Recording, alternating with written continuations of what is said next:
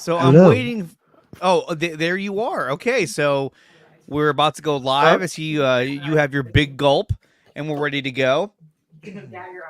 Oh, yeah. Yeah, no, I can't hear him. His mic sucks. It does. It does. sounds like boogers. Boogers. Oh, God, we're live. Nerds!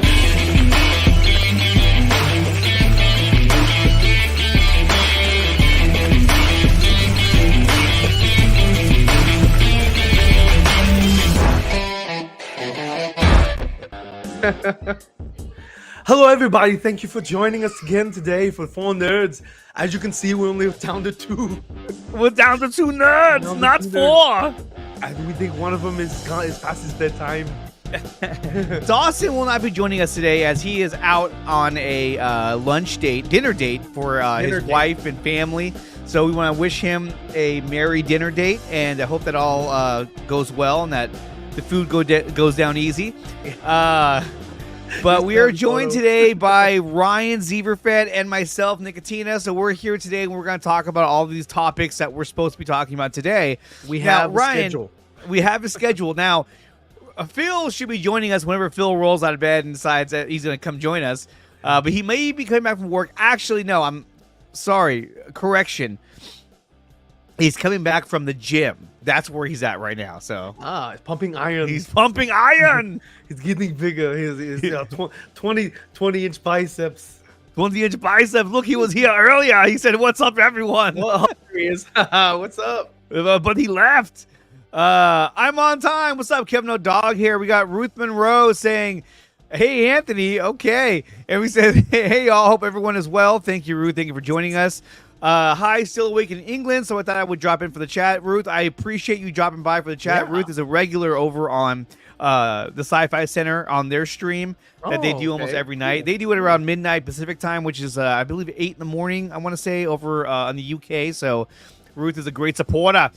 Apparently, we're apologizing for lateness as well. So this might have been Phil. It might have been Dawson. We don't. We have. There's a lot of people that work behind the scenes. We cannot divulge their existence or their. We can't. We just can't. We got Nerd Cosa Nostra saying, "What up, crew? Bro? What is up, Sean?" We have Jason McKenzie saying, Yo, what's up, Andre and Ryan? What is up, Jason? Jason is a regular in the chat over on Film Junkie Live and on the Vodka stream. So, Jason, thank you for coming over. He's actually a native of New Zealand. I got family there. He's got a Kiwi accent. Yeah, you want to see where Lord of the Rings was filmed? Go visit Jason.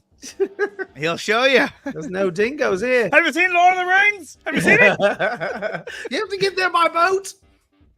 You shall not pass. That's Gandalf, but still, he's not really New Zealand. He's not a New Zealander, as it is, as they say. I like how I went from 10 viewers to 7 in a matter of seconds. Everybody was like, "What the fuck is this?" And they're like, "Why are they talking Lord of the Rings? That's so old." That's old. And the show sucks. No, the show's all right. The show has high production value, but very low storytelling. What's Lord of the Rings? What's Lord of the Rings? Nerd Cosa Nostra says, if you guys ever need a temporary nerd to stand in, let me know.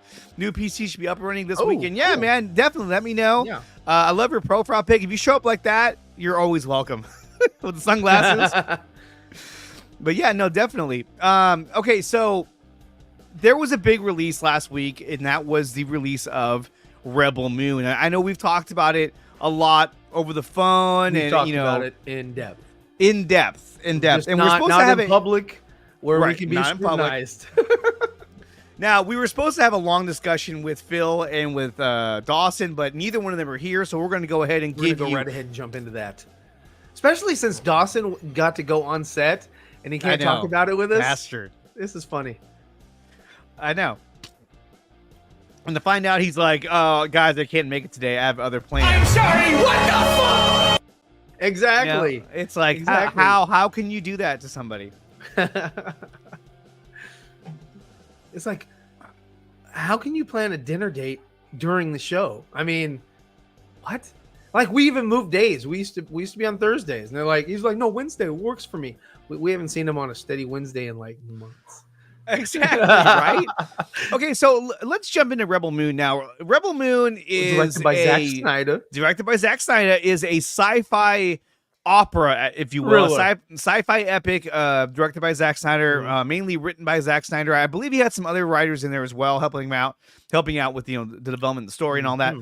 So one of the things that kind of concerned me about the whole thing was that we were not going to get the rated R extended cut of Rebel Moon. And after watching what's known as the theatrical cut of Rebel Moon, I really felt like the director's cut, the more violent, brutal cut, longer cut, would have been better than what we got. Sexual in nature. The sexual nature would have been better than what we got. You know, if you have a better cut, like I get it, and you made a very compelling point over the weekend. And that was the reason why they released the cut was, because it was a holiday weekend. You'll have your family sitting around, and they don't want to have something on the screen that like puts a bad taste in people's mouth. They wanted something family friendly, so they gave you a neutered version of the movie. I mean, think about how many people would have been like, "Hey, let's watch Rebel Moon. This is the new Zack Snyder movie." They turn it on, and then right away, people getting their heads blown off. Kids, people getting their heads sliced off and blood and gore. And they're like, "Oh, the kids are in the room. God damn it! Oh, I hate Zack Snyder. I hate Netflix. Damn it! They should have warned me." And you got a lot of sticklers out there. Hashtag restore the Snyderverse. You got a lot of sticklers out there that probably would have made a scene about that. So they said, "Okay, let's just put the theatrical cut out there." But we were talking about this last night over on the Sci-Fi Center. If you haven't done so yet, subscribe to the Sci-Fi Center.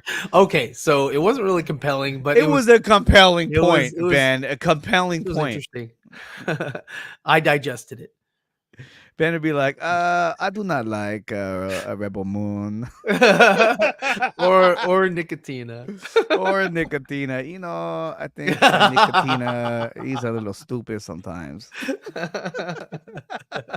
No, okay, so here's the thing is that they put it out Christmas weekend, right? And so if you release a cut that's ultra violent and is also super long, I just don't think they wanted to take that risk.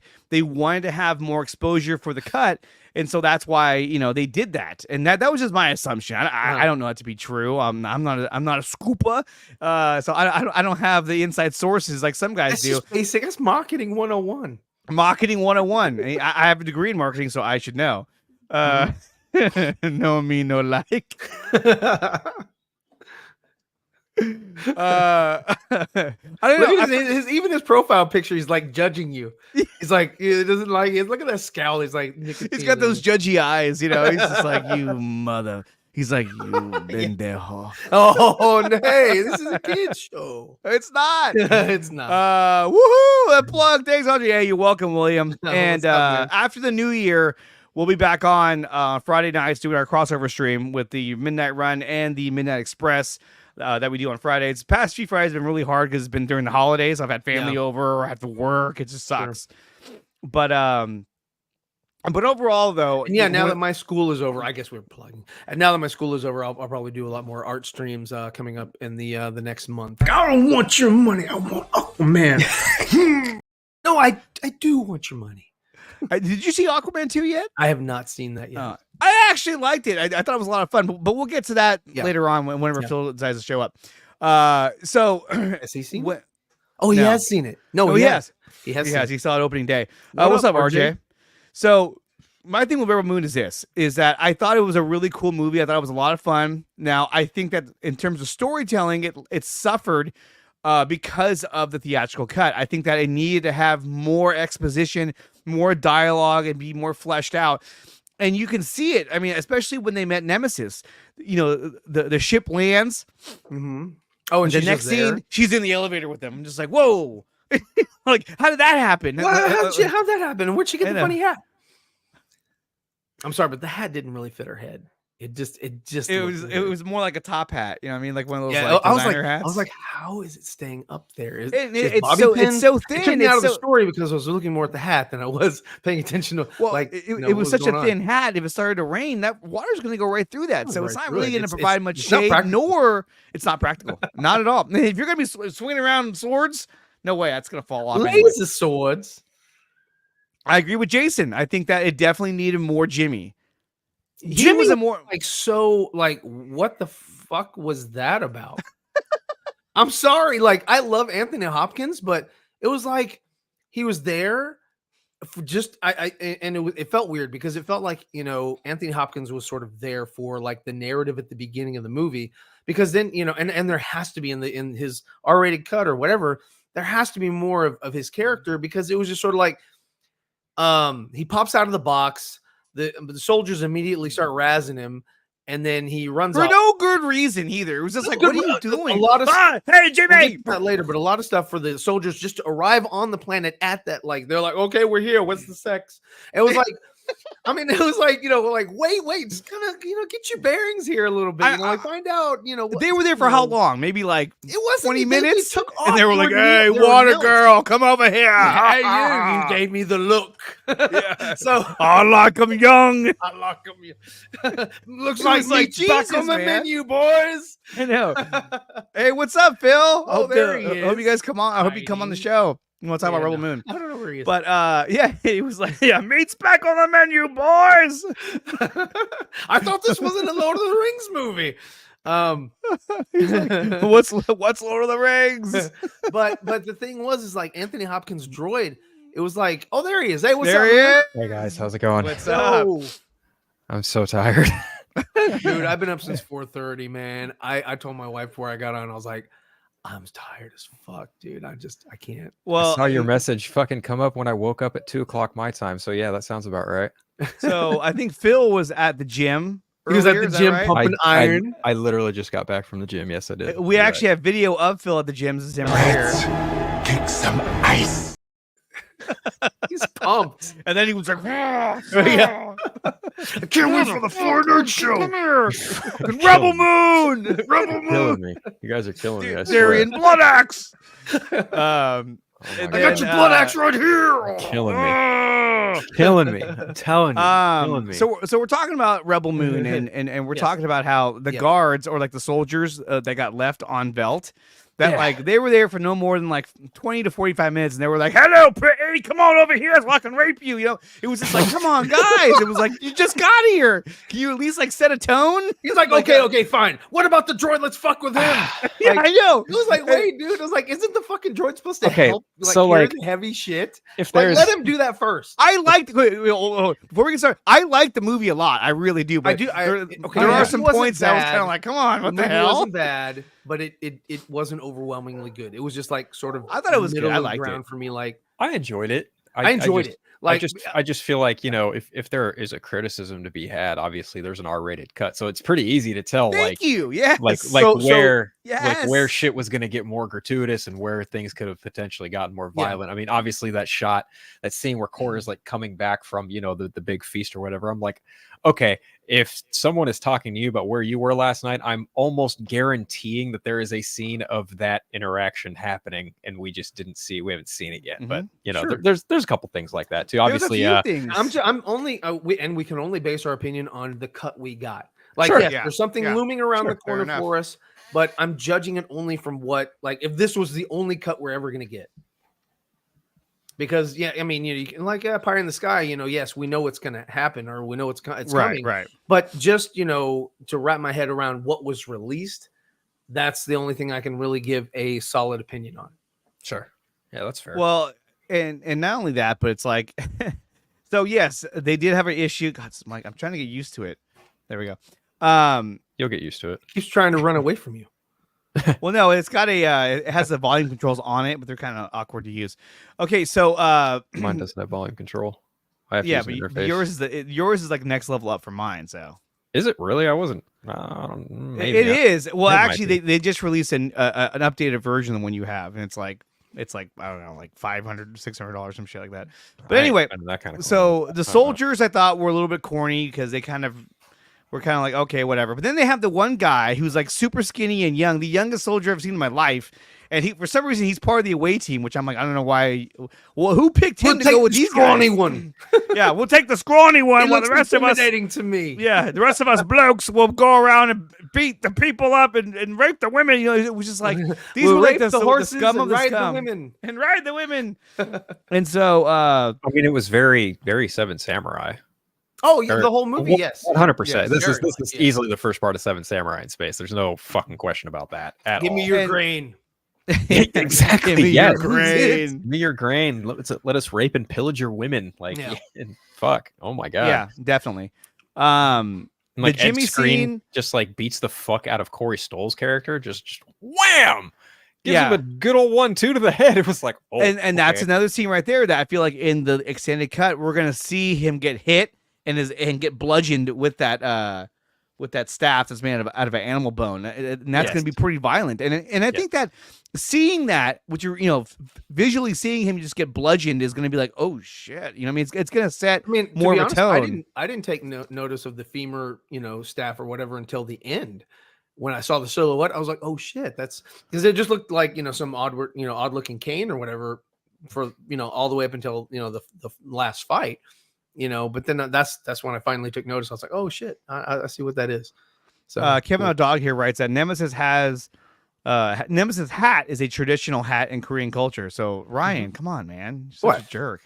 Oh well, my still not my opinion stands. Bang Bang Niner Gang. What's up, Antonio? Oh, we'll get him next week, okay? We'll get him next week. If it's deemed so. RJ writes, I thought Rebel Moon was a massive disappointment coming from someone who was really excited for it and wanted to love it. I thought it was a complete letdown. God, it was a struggle to get through it. That bad. I know. I don't think it was that bad. Yeah, it wasn't like overwhelmingly like I wasn't awestruck by it. It was awesome, like to look at, like, and I knew this going in. We talked about this last. Of course, visually, it's going to be stunning. This thing is fucking stunning. There are a couple shots that needed a bit of a polish, but there was a like when they were on the Griffin. I know I was like, wait, that doesn't actually no, that's not at all what I was alluding to. I was thinking of like more the bigger background scenes where you see a lot of the landscapes. I think that looked like Legos. Which Those one? Buildings on the planet of Blood Axe. No, Lativia. No, actually, that's a brand where they go to recruit Nemesis. I think is where it's all where it's like all steam iron and stuff like that. I thought that looked pretty cool, but yes, I mean, it did need to be a little bit polished up. But the other one, where when they went to Lativia, I think it's called, or Lativica, when they go to that planet. And Levitica, thank you. When they go to that planet, as they're descending down over the buildings, I was like, "Oh, I don't know." It looks very Lego. That. That's not done yet, but okay. Yeah, that kind of shot stuck out to me as well. Hold on one sec, I'll be right back. But I mean, I think RJ is being a little bit too harsh on the film because it was still. I think what's happening with RJ is that he doesn't like Snyder fans, and so he wants to be harsher on the product. I'm just kidding. Kevin O'Dog here writes, "Damn, King Levitica straight up getting his wig split. Damn, I wanted to cry. Yeah, he got cracked, and you can see his horns like. Ah. But I thought that King was the best looking alien special effects wise. That was the best looking one. I mean, he looked like he was actually there. I was like, wow, that is incredible. I feel like that one might have been one of the contest winner pictures, aliens. I could be wrong about that though, but I'm not sure about that. I'm not either. Yeah, that's definitely a question I wish someone would have asked him. This is something that I've heard a couple of different times. One from Ryan, who said the same thing, that there's no opportunity for the characters to interact with each other. Magnificent Seven and Seven Samurai had those types of scenes because they knew you had to care about the characters in the end. And I think there actually probably is more interaction between them, but it just got cut out. But in this one, it felt like, okay, we found you, and now back of the line. And like, you're with us and we see you, but back of the line. And like a lot of the stuff that like the Griffin scene, it just felt like it was sort of, it's called the Bennu, shoehorned in. It was like I didn't need the scene. It was cool. The Griffin. When I watched it a second time, I actually really enjoyed that scene. But I do agree. But again, it was like, what's that? You're a betting man. Like, okay, you couldn't have had the bet before they even got there because you had the Griffin, you had the prisoner, and like, why Tarek. didn't you make him do that before they even got there? It was my that part favorite was scene in the what? movie. Like that scene was badass. I love that scene, but narratively, yeah, it didn't make much sense that he's like, I'll take that bet. It's kind of like, you already had the guy there. Why weren't you like, Tarek, go You take had this stupid thing? everything. Why would you make? Why would you even include these people? Who gives a fuck about these people? But I did enjoy seeing Ray Porter on screen again. I enjoyed seeing the entire scene and the music to that scene was the same track they used for like the character interaction or introductions on social media, and it's my favorite track of the entire soundtrack. It's such a good. I love that that track they used on that, but then it's like he does it. And then the Bennu ends up killing Ray Porter anyways. You're like, okay, well, I guess that's for sure going to be more visceral in the R-rated cut. I'm guaranteeing that because you don't even see it. You just see, yeah. I think it's like that. It's like fade to black, just like that. Ruth Monroe writes, on a positive note, I am looking forward to see what comes out of the R-rated cut. It's like having a starter before the main course. I agree. It's almost as if like you just got samples of what the main course is going to be. When you get the rated R cut, you're going to get the full fucking meal. You know what I mean? And that's what I really wanted. One of the things that we talked about on the Sci-Fi Center was that, we know that that Scargiver is coming out on in April. Mm-hmm. We know that the R-rated cut of Child of Fire is coming out next summer. So it begs the question, is the R-rated cut of Scargiver going to come out Christmas weekend of next year?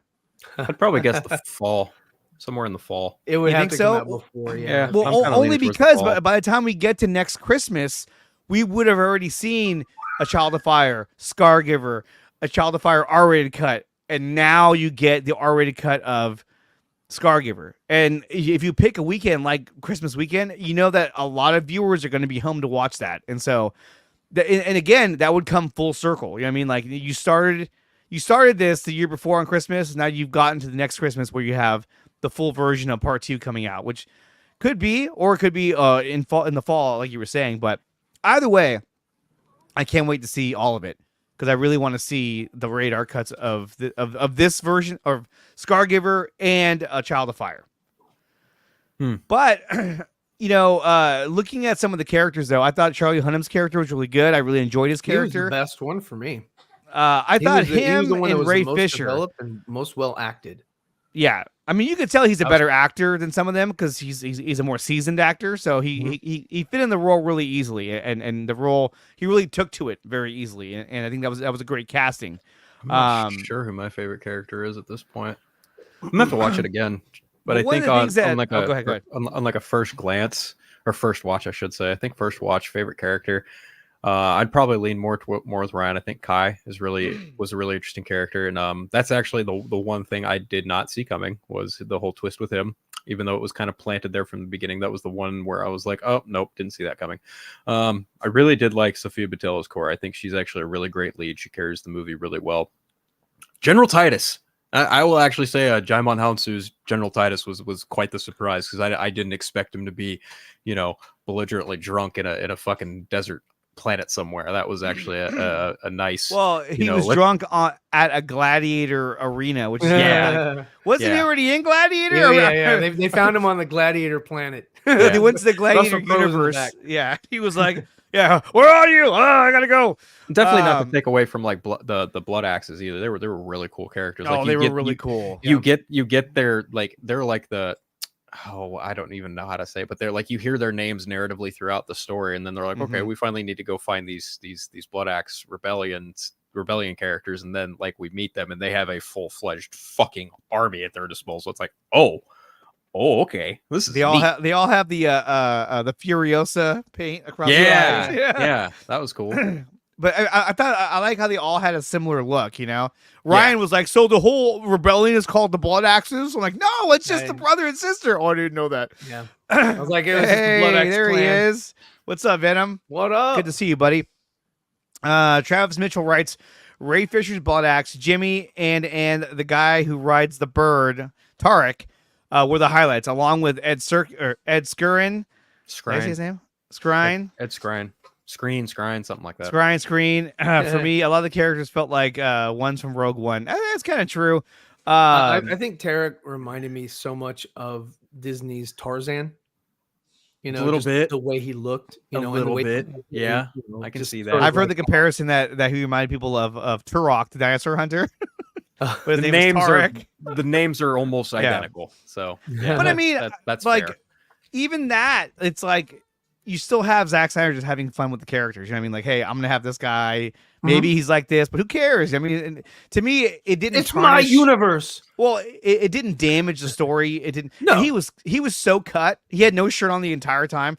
I mean, look, if there's anything, like a lot of actors will go through a huge workout regimen and diet just for one shirtless scene. This motherfucker was shirtless the entire movie. You know what I mean? Like every scene he was in, he had no shirt on. I was like, God, this guy, he can't even like have a burger one night. He's just like, oh, I can't do it. I have to stay in shape the entire way through. So I give him that, but I think Ray Fisher actually looked really, really stocked in this movie. Like he looked more jacked in this than I think even in Justice League. Honestly, well, I mean, in Justice League he was in pajamas. You couldn't really. That's fair, but he still put in the work. Still jacked. But yeah, no, I mean, look, but also in Justice League he didn't have to be in great shape. He was in good shape, but he didn't have to be because of what they did to him. Fair. So, but in this, yes, of course, he's going to be seen. So, yeah, well, I mean, it's funny you mention that because when you compare Cyborg from Justice League and Cyborg from Zack Snyder's Justice League, he's actually more jacked in Zack's movie. He looks more stockier and bigger. Traps are bigger, yeah. They just made him look bigger. It was like, that's how he should have looked. Yeah, 100%. Yeah, he looked a lot bigger in the Snyder cut as opposed to the Whedon cut. One thing I didn't, it was funny, but I was like, I'm going to give it a pass, but when he was running up, you know, and jumping on the ship, all that was cool. The one thing that I disagreed with was how when he killed the guy, the gunner controls the whole ship instead of the bridge. That didn't make any sense. I was like, wait a minute. Why would I didn't notice that until you pointed that out. And I was like, you know, he's right. You take out the gunner, the whole fucking ship is lost. Like there has to be a bridge with like a captain and shit up there. And there has to be a gunner like him on the other side. Yeah, on the other side, they're like, oh wait, bro, what are you doing? What are you doing? Why are you moving? Oh no! I regret nothing. And so I thought that was a little like when he was able to move the joystick and the entire ship moved. I didn't even think about that until Ryan brought that up. I was like, right, why would a side gunner be able to control the whole ship? Like, we're going left, you know what I mean? The other guy's like, no, I need to go right now. You know, it's like the Cloud Cars in Bespin. Like one of them like dies. He's like, oh well, fuck it. Oh yeah, they're side by side. You know, you're like, oh. Yeah, well, there's no ejection seat, you know. Ray Porter was the only one who spoke in a more natural, spontaneous, informal way. I think he was just from that. I think he was most just very relaxed. I think that he was just fucking happy as shit to be there. Because there was a time when we were talking to him way back when that he was afraid that he wouldn't be hired again, you know, unhireable if he spoke with us or talked about, you know, Dark Side or whatever. Cause you know, the whole, you know, all the crazy drama and stuff that was going on behind the scenes, you know, actors are worried about that kind of stuff because it, you know, they can get blacklisted. That is a thing.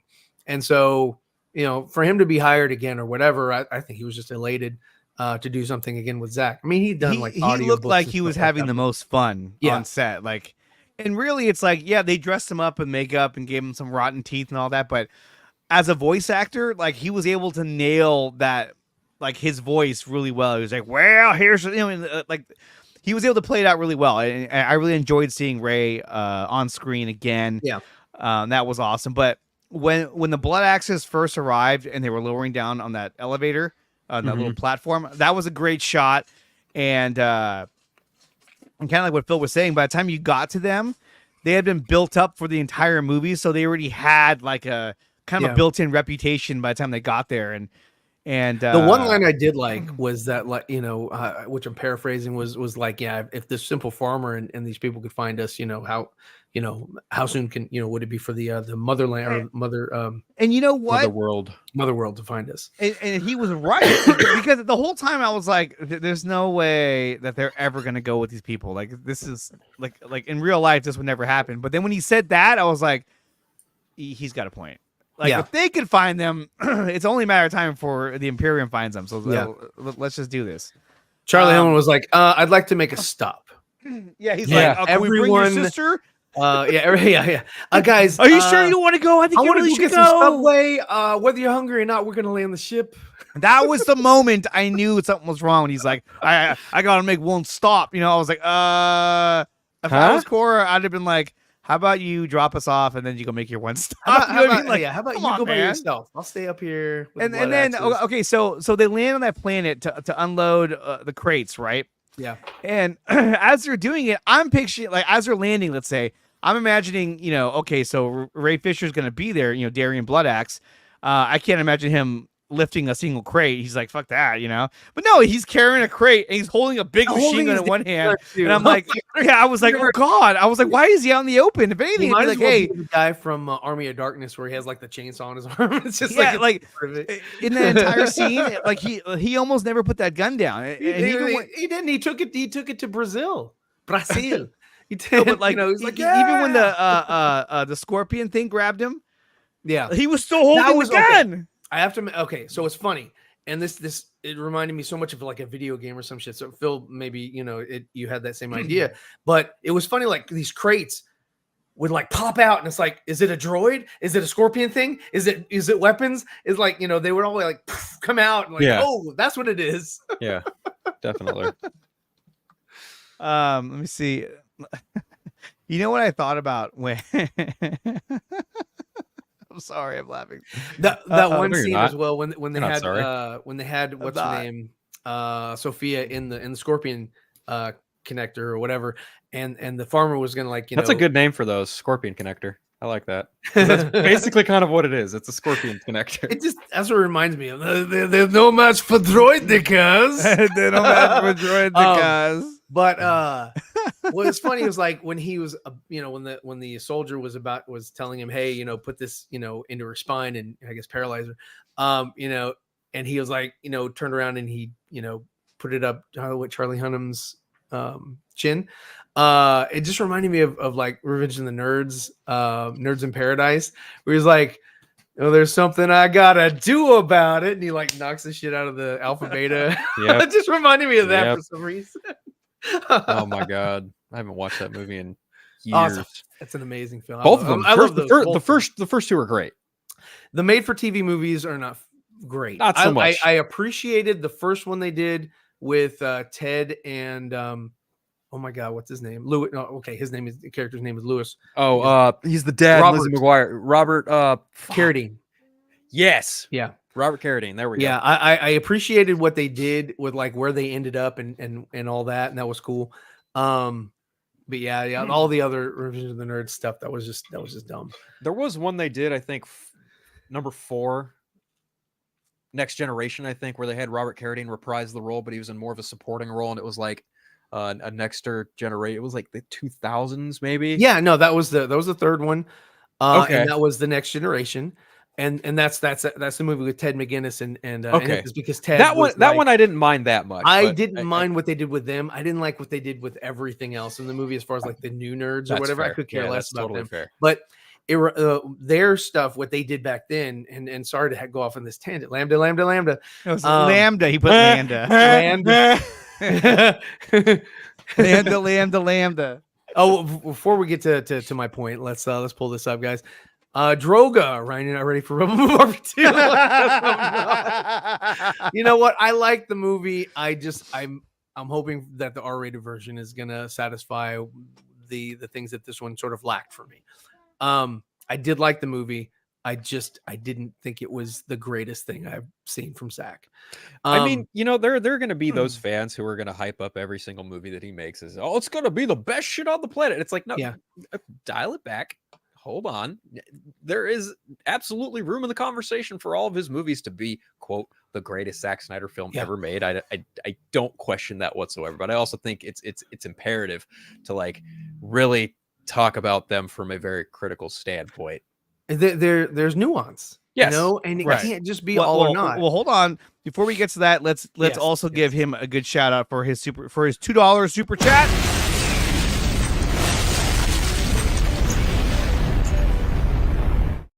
Thank you. Go ahead. Oh, but yeah, no. What you were saying? This and Robert Carradine, as you were, David Carradine, precursor to what happened with Cobra Kai. You know, I liked, you know, like where you see these people later on or whatever, and it's like, you know, they totally changed and all that. It was, I liked it. I thought their character development for part 3 was pretty cool. I think when it comes to like Revenge of the Nerds specifically, that is such a time capsule in the same way that like Back to the Future is in certain respects, because like if you were to do a Revenge of the Nerds movie now, it would be, it wouldn't be funny. It wouldn't be funny. Number one. Number two, good luck getting a lot of the main cast back for reprisal roles. This is not a Ghostbuster situation. Exactly. Oh yeah. They're way too old and for then that. and then on top of that, like again, like the idea of doing a movie set around, you know, freshman college kids joining a fraternity, it's like it just doesn't fucking operate the same way. Nerds are today, you know, jocks are everybody, you know, and there's no like there's real no separation amongst that culture on a cultural level in that way, you know, like I mean, sure, you've got your hardcore meatheads, you've got your hardcore nerds, but even still, it's not to the same level of difference that it was, you know, 40 years ago. Right. So again, it would be incredibly like the nerds of Animal House, all, you know, it's just a different time with American Pie. American Pie. Yeah. Right. No, like I agree. Fucking Van Wilder, for crying out loud. Great movie. Love that movie. Yes, it's so going back to Rebel Moon. Oh yeah. Let's go back. There we go. Revenge of the 4Nerds. There Revenge of the Emos would be awesome. Okay. But yeah, no, doing it these days, it just wouldn't really work out. I don't know.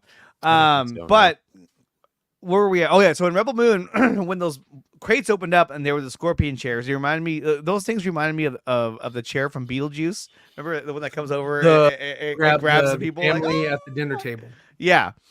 I think I know. I think that's where he got his inspiration from. But anyway, it grabbed all of them, and I agree with what Ryan was saying. I thought I did grab them kind of easily. It was like, oh. You know, like he just went over. Oh shit! You know, like, oh, you got me! Dang it! You know, she's got swords. Look how easy it was to get the blood axe. And then, of course, he had to do his round table of, well, if it isn't Darien blood. Oh yeah. And let me give you some exposition on who this person is and why it was so difficult to catch them. Well, and the thing too was that like he started monologuing. I think there's two ways you could look at it, though. Obviously, like Ed Skrein, he had presence, which I think is you know, a lot to ask for villains in any movie these days. But I think also there's also like, yes, we're going through some very typical villain tropes here, but I also think that that Skrein really fucking sold it in way more ways than not. And I think I think there's a debate for him being like, you know, the most palpable best character in the film, honestly. But he was good, yes. I will also say that Zack Snyder knows how to cast a villain, no matter what movie it is. So the one thing that they did, which I was like, okay, it was so easy to see where it was going, was the Inglourious Bastards at the beginning. Sure. I think I forget it, Christensen. What the guy that plays it in Inglourious Bastards, the Nazi guy, I forget the actor's name. Christoph Waltz. I think that he captured the being the villain and giving that surprise a little bit more than this character here in Rebel Moon. I liked it. I knew where it was going, but I just some inspiration taken. But yeah, I can see your point. Yeah. So I mean, no, there's nothing new under the sun. You know, people are inspired and also, how many times have we seen in any film for the last 50, 60 years of a very typical, more or less like Nazi-esque fascist fucking Yes. villain. You know, like how many? I mean, they had to times- go so far as to like in like Indiana Jones, Almost, like yeah. they had to change it from Nazis to Russians, and then they went back to the Nazis in Dial of Destiny. Oh, I haven't seen Dial of Destiny, but Oh, you haven't? Okay, good to know. I don't care. That's fine. I just didn't know that. Oh, okay. But yeah, no, it's yeah. I'm a 90s child, not an 80s child. Identifiable evil, like very much Star Wars. Like when the stormtroopers come on the screen, you don't know what the hell they are. You don't know that they're stormtroopers, but when they come on the screen, you know that they're the villains. You know what's really funny is like there were only like 1 or 2 instances in this movie where I was like, oh, that reminds me of Star Wars. Like literally 1 or 2 instances, huge max. Okay, yeah. And it's the scene where they've introduced Nemesis for obvious fucking reasons. Yeah, right. And then at the very end, when Noble meets up with Belisarius, and it's like, okay, this is very much Vader. You didn't think that the cantina scene was like, okay, now we're wanted in 12 systems. now that you mentioned I want to have sex with you. Okay, 3. I have dirty sheets. You don't want any trouble from this show. But honestly, like outside of those 3 sequences, you can make the debate that this is 7 Samurai and Mad Max in space. Yes, I would definitely agree with that. Oh yeah, 100%.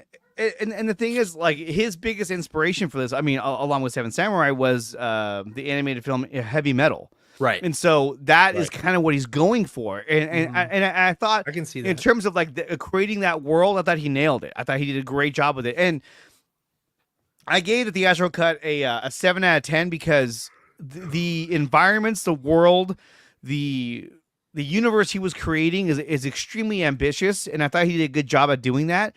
And so that really lent to the score I ended up giving it. Now, I gave it a 7 only because I thought that the storyline itself needed more exposition, which I think will be provided in the director's cut coming out next summer. Sure. And so I definitely want to see that. But overall, though, I enjoyed it, and I've watched it twice already. And the second time I watched it, it was better the second time than the first time.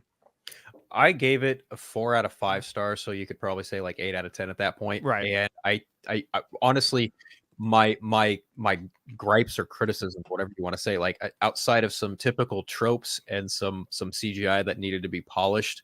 I mean, I can agree with the narrative quells too, of not having certain things being fleshed out. I can understand, right? But overall, like on the whole, I really did enjoy it. I put it in like, I mean, I'm pretty biased. I think his DC films are like the best he's ever done personally. But like I put this in a similar category of like, Army of the Dead, Dawn of the Dead, Sucker Punch. Like it's very much in that, his original idea. Well, Dawn of the Dead notwithstanding, in his original space, I feel like if you had me choose a ranking between, say, Sucker Punch, Army, and this, I'm probably gonna go Army, Rebel Moon, Sucker Punch.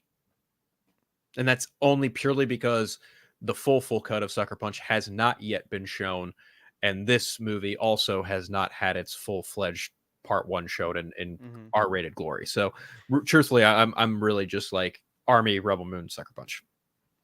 I mean, do you think it was a good idea to have a theatrical cut released before the actual rated R director's cut? I think that in and of itself is very evocative of something that James Cameron mentioned a while ago when he did an interview and he was talking about, I want to do a 2.5 hour theatrical cut, and then I want to do like a 9 hour fucking thing you can stream, pause, break up in parts, whatever.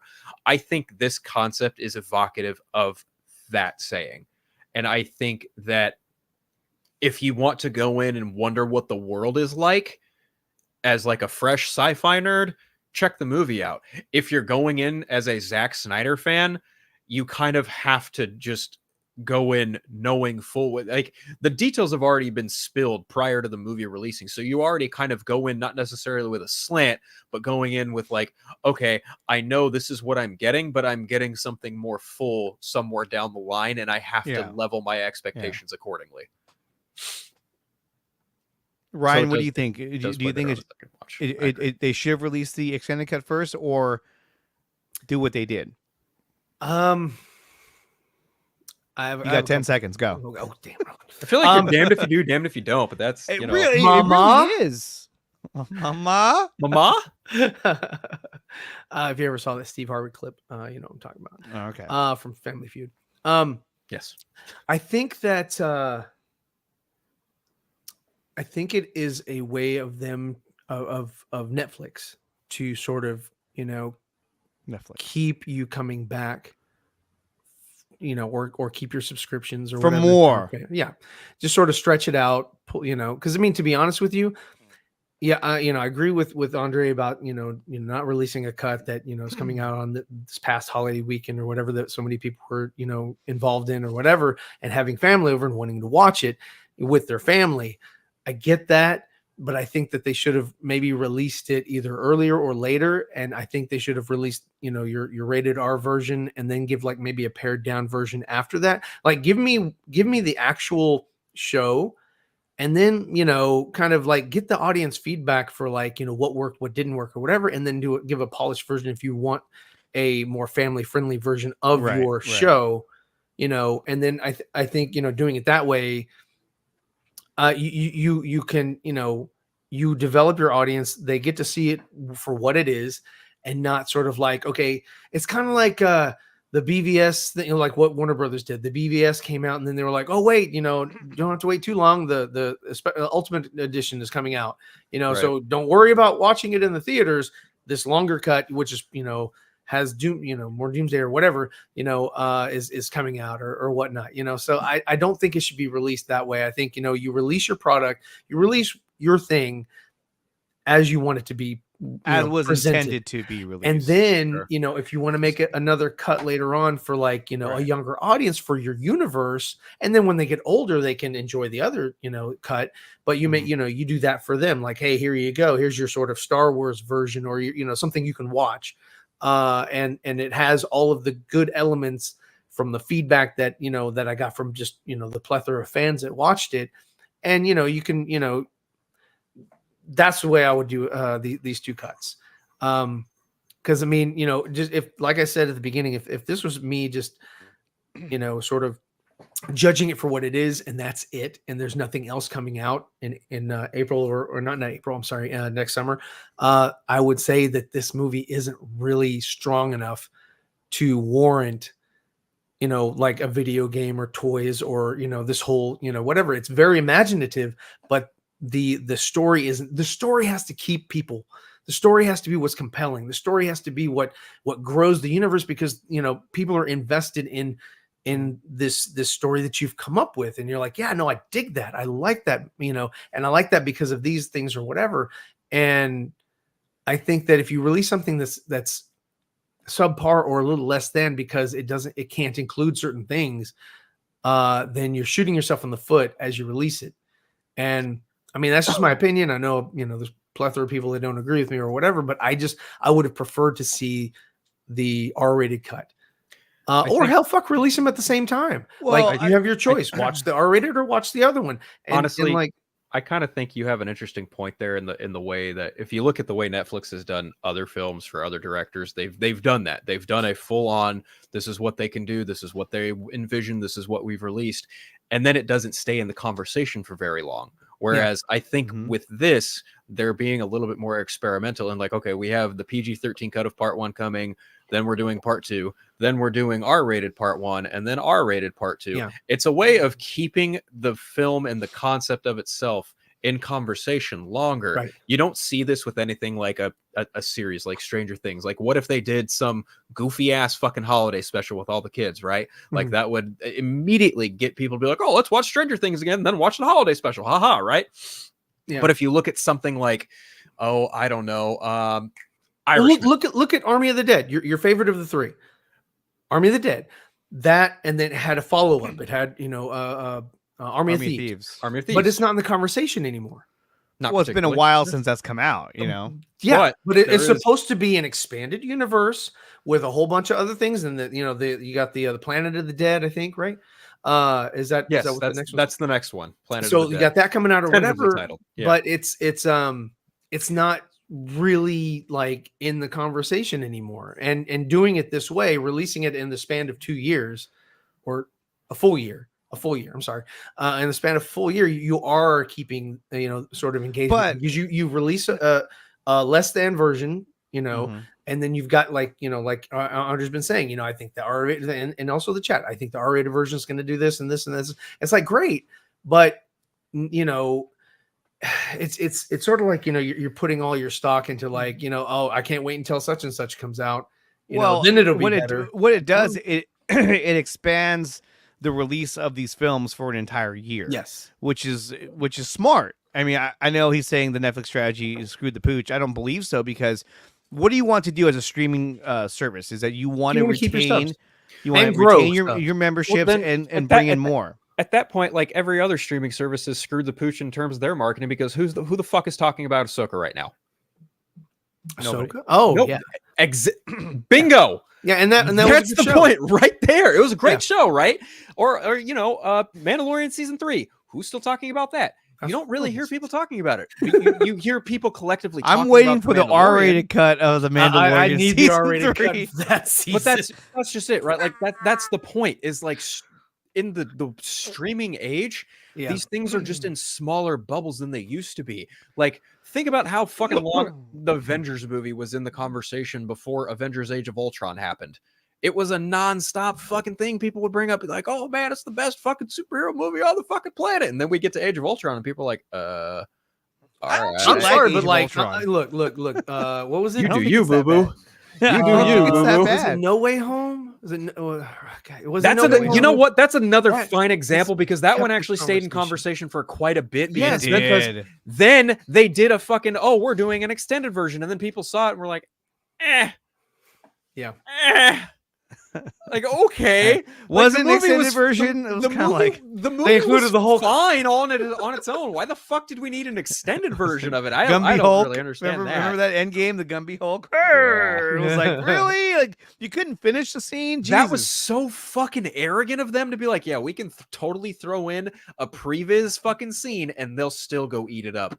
I remember like the and we'll beat Avatar. Oh, now we own Avatar. All right. And then I went and saw that, and I saw that previs ending like scene, and I was like, wow, that was a fucking waste of a fourth viewing, all for that. Oh my god. They were like, Kevin Feige was like, hey, we got him, good job. He's like, we got him. Thank you, good job. I was like, no, this is not it. This should have been finished. If you were gonna put it in the movie, fucking just finish the it. scene. Just finish the fucking scene. You can show it like in previews with it not finished, but when you go see it in the theater, it should have just been finished. I mean, not like you don't have the money to do it. I mean, come on. Yes. But what's up? We got DC Talk. What's up, man? What's up, man? Like, holy shit, man. Like, man. But now there is one thing, and I know this does go against what Phil had mentioned earlier. I mean, what is he just what is he up to? But I did not feel that Sofia Boutella really brought it. I didn't think that she carried the movie. I thought that the supporting cast she did pretty good. I thought she did pretty good. Okay. She's not a horrible actor, but I didn't see that her presence was like commanding or just right there. Like she didn't like get me invested like the like Charlie Hunnam or I forget the guy's name. The guy with the bone cane. General Noble. Atticus Noble. Like those two characters, and Ray Fisher as well. I thought he was pretty cool, but he only had a small part. I really wish. I mean, I know we're gonna from the preview, we're gonna see more of him, but I would have loved to have seen more of his character. But I just didn't. She just didn't really do it for me. She didn't resonate with me. I was like, no, she's not.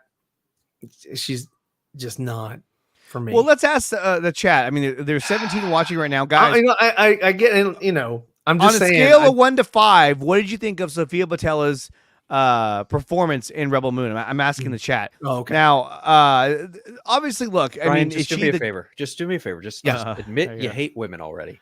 All right. No. I'm kidding. Lady was cool. I'm kidding, motherfucker. Come on. I will never admit that on screen. I think she's a better actress than Gal Gadot. But whoa! It depends on who's directing Gal, because in Red Notice she was horrible. In Wonder Woman 4, she was dicey here and there. Some parts. I'm just gonna agree with your initial statement that yes, it depends on who's directing her, but I did like her in 4 out of 5 from Jason. Even though 84 is a clear far cry from the first Wonder Woman movie. Yes, it's I don't know. It's laughably a far cry. 100%. RJ writes her performance wasn't awful, but her character was boring. Okay, RJ hates women too. We get it. Oh my God. I think one of the things that was lacking from the beginning of the movie was that I really felt like the movie kind of could have led with her backstory, which would have given her more depth as they went into her on Velt, because you were still kind of learning about her, and then all of a sudden she's just like a badass. She like pulls a Jason Bourne where she's just like, kicking all those guys' ass, and you're just like, okay, so Kevin O'Dog here says 4 out of 5. Alejandro says 10 out of 10. He broke the scale on that one. Yard House too many times. Sophia's acting, I'll go 3 out of 5. So her action scenes were 4 out of 5, but her the action acting in the film, like overall, was really good. I dug it. The stunt coordinator. What's up, Jason? Good job. I feel like they did a fantastic. If you take the acting and the action from Sophia Boutella, then at that point I'm not trying to put words in Kevin's mouth here, but I feel like at that point, at the end of the day, the overall performance then garners a 3.5 out of 5 stars, more or less. You're averaging. I am and averaging. Droga also broke the scale at saying 7 out of 10. Okay. Of what? Her acting or the movie? Okay. Probably her acting. Just but the question.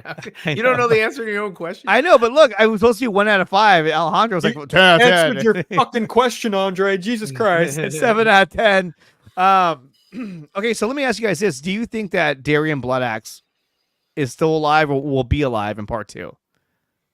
He's dead. But we'll see him. He's dead. You don't think he's gonna come back? Those are flashbacks. I'm because Ryan in this. I feel like his sister has to be like the Bloodaxe that you give a shit about in the second one, because his death has to mean something. Right. We watch that movie on Christmas every single year, and we absolutely watched it this past Christmas. It was great. I watched it before I went and saw Godzilla. Anyway, yes, we definitely need. Okay, we need to talk about Godzilla. We will absolutely. Thunder size, right? But Thunder also, size. fucking, I am 100% simpatico with Riot in that if we see Darian Bloodaxe in part 2, it's flashbacks for sure. Mm-hmm. It is for sure flashbacks, and Deborah Bloodaxe will be the main focus of the Bloodaxes in part 2. But I also am adamant in the idea that I do think there is some more Bloodaxe action, if not outright sequences, in the R-rated cut as well that we just haven't seen. Jason writes he's coming back as a cyborg. As a cyborg? Can you imagine? He's got a half cybernetic face. Bloodaxe cyborg. I mean, couldn't do that last night. It would be non-coincidental if that happened. I will say that. It really would be.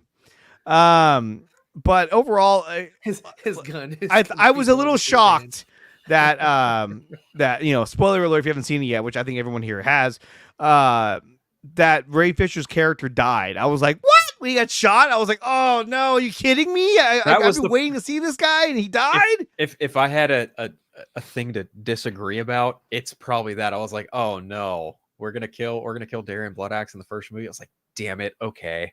Like I get it, but I'm just like, that's disappointing. I needed more of his character before he died. Like yes, like his sacrifice has to mean more than just the they are famous, rebellion people.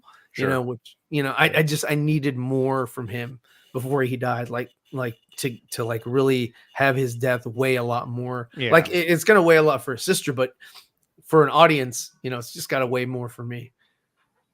That's fair. That's a fair criticism. I kind of agree with, but I'm just more disappointed. Like, damn it, he's dead.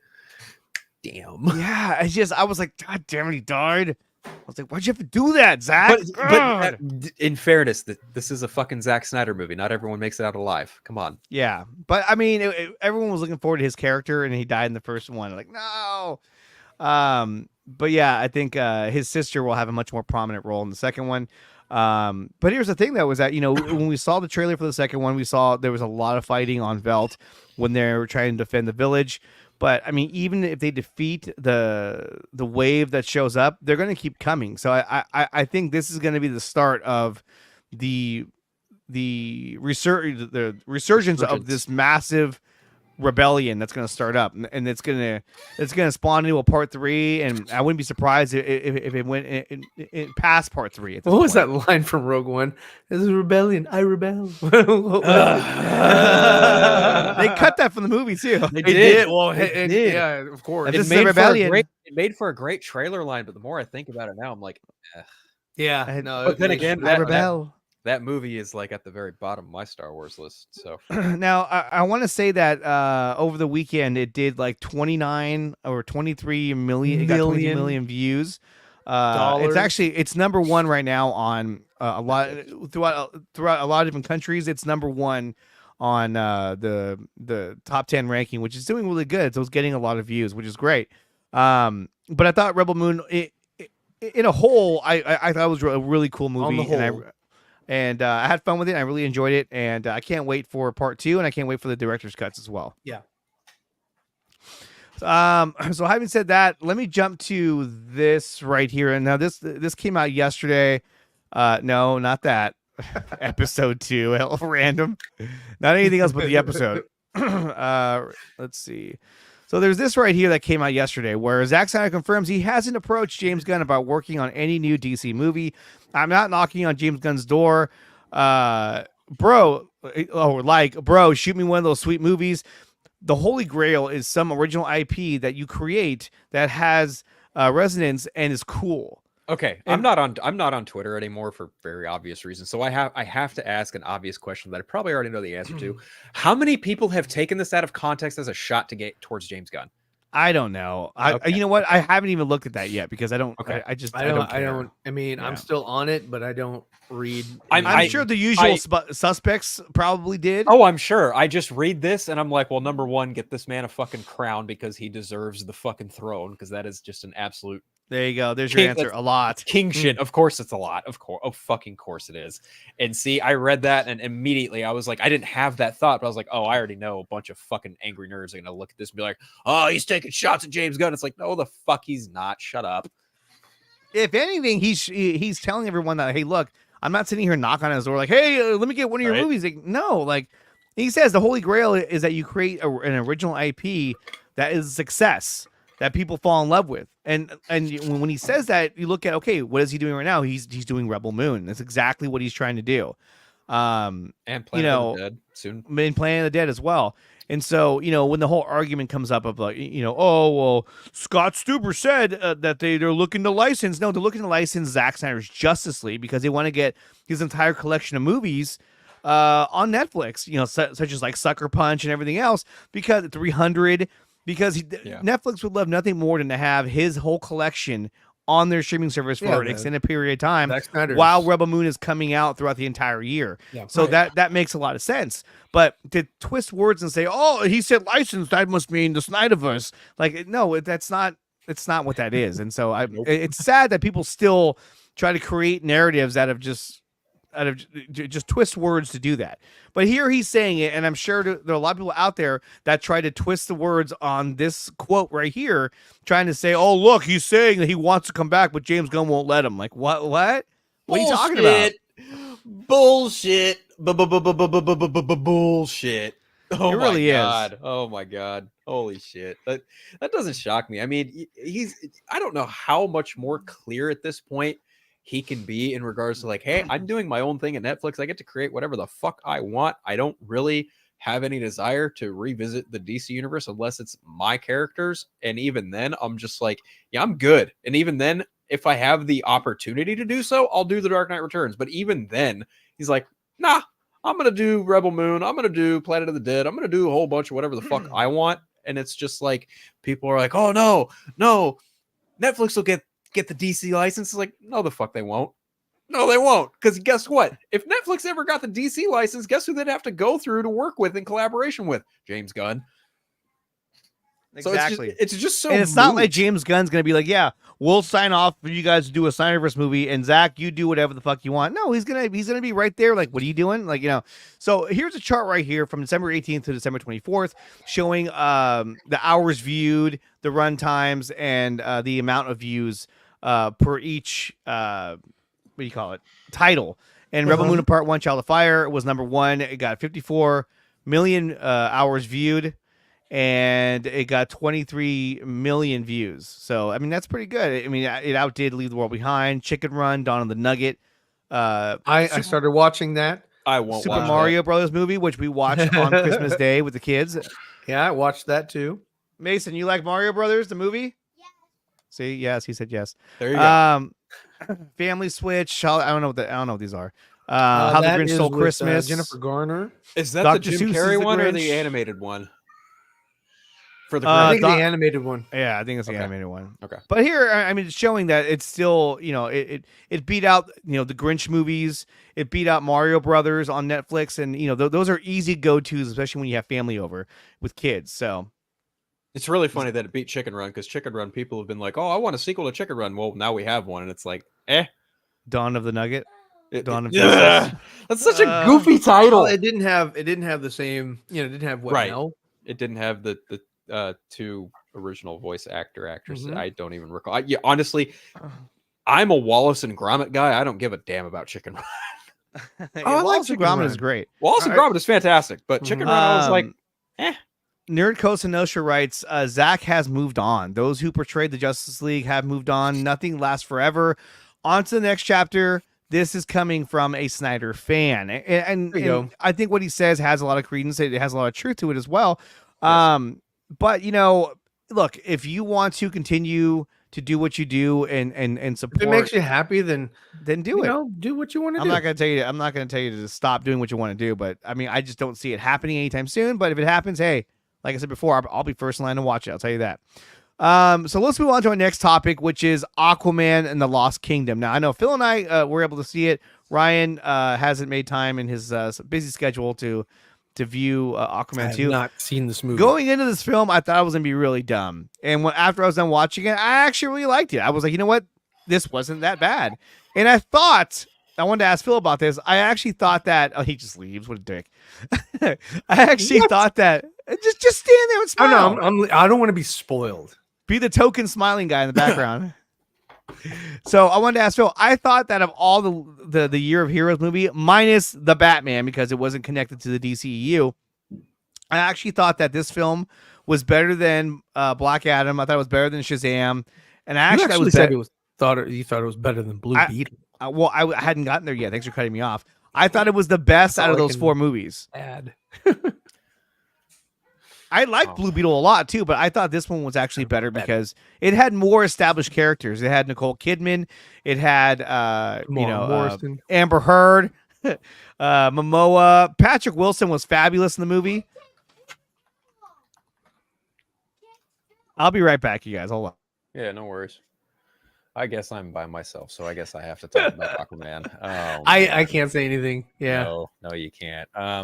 Aquaman, I think it was great. Snyderverse is coming back. I'm pulling up my ranking right now. So, okay.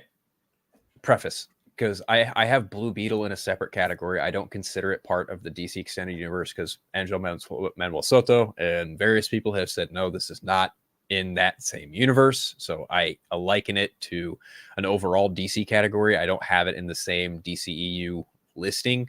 I feel like if I did, it would probably line up. It might just be right in between Aquaman and Wonder Woman, if not right in between Batman v Superman and Aquaman. Because my top 3 are obviously the Snyder Cut, Man of Steel, Batman vs Superman, and then after that, Aquaman and Wonder Woman take spot 4 and 5. And then as much to Ryan's chagrin, I have Birds of Prey in number 6, and then number 7 is Aquaman and the Lost Kingdom, followed by Black Adam, followed by Shazam, followed by Fury of the Gods. And then the bottom 4 I have for the DCEU are Flash, Wonder Woman 84, Suicide Squad, and then The Suicide Squad. So for me, I feel like the ranking would probably go Blue Beetle, Aquaman, Shazam, Fury of the Gods, The Flash. The film on the whole, I thought it was fine. I didn't hate it. I didn't love it like I love the first Aquaman movie. I feel like this film, honestly, is... God damn it. Goddamn cat. Anyway, I feel like this one isn't not necessarily a step down, but I'll say a notch down.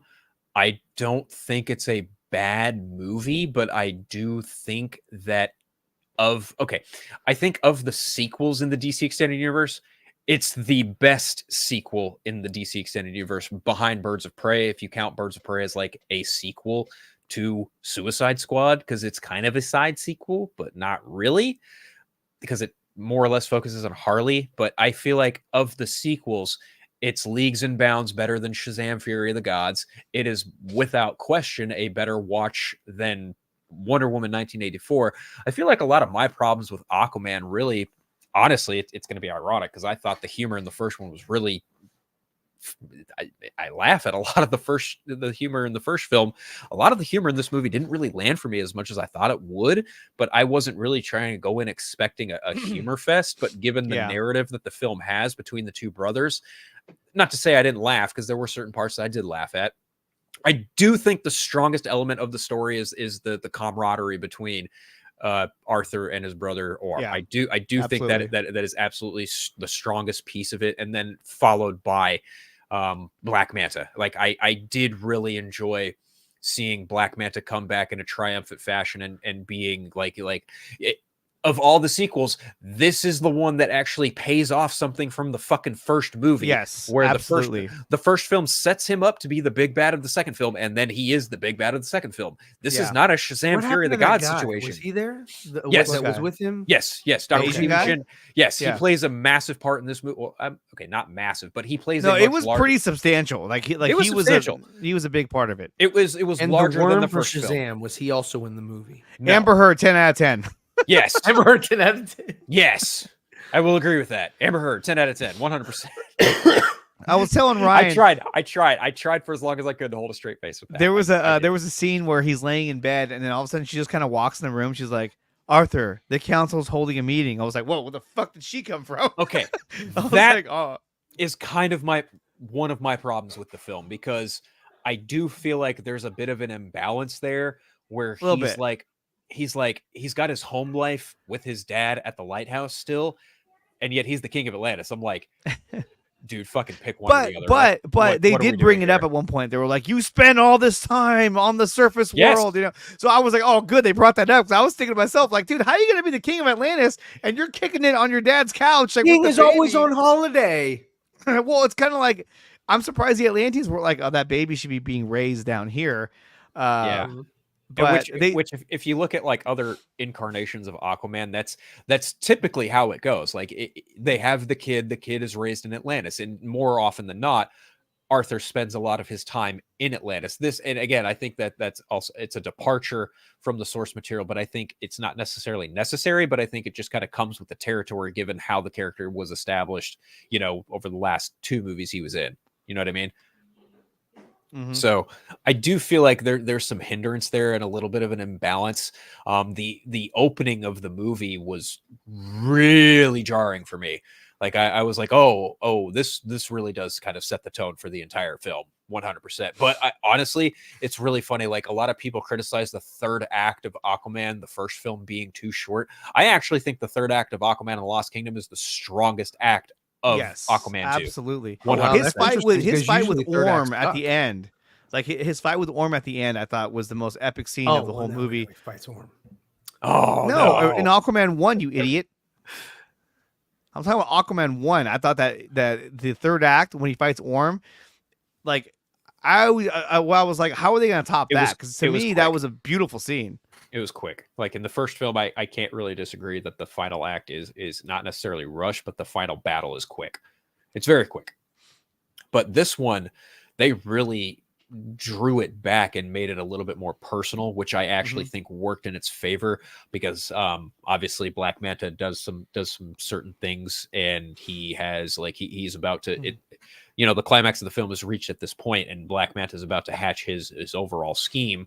And I do see some criticism online about how ultimately was it really Black Manta at the end of the movie who was the villain, or was it, oh God, what is the yeah. No. His actual name? The Lich King, the fucking undead king from the Lost Kingdom. Yeah. Was it really him, or was it really that character? At the very end, it was Black Manta for sure. I thought that was absolutely him. And I actually liked how that went down, because I was just like, cool. Yeah. Like, he stayed true to himself. He stayed true to his character. He was like, he did what he had to do. Oh, and yeah. I actually respected that. I was like, no, that's cool. I like how that went down. You didn't like the last line though, right? The last line. I thought the last line was horrible.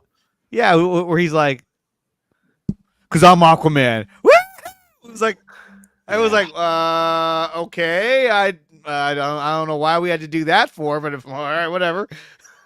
I felt like they reshot that and they were like, "Hey, just do whatever you want to do." All right, and he just did it, and they were like, "Cut, let's go." There, like I feel like there was a lot of interesting creative choices that went on, and like that whole. Okay, the execution of it was good up to a point. Like when Atlantis reveals itself to the mainland, I was like, "Oh, okay, this is cool." But the way they ended that was like, I don't know how I feel about this. It just felt like at the very end he was just like, "Hey, guess what? Who gives a shit?" It was like, okay. It was like, all right, well, there goes that. It's like I'm gonna be Lobo next. Woo!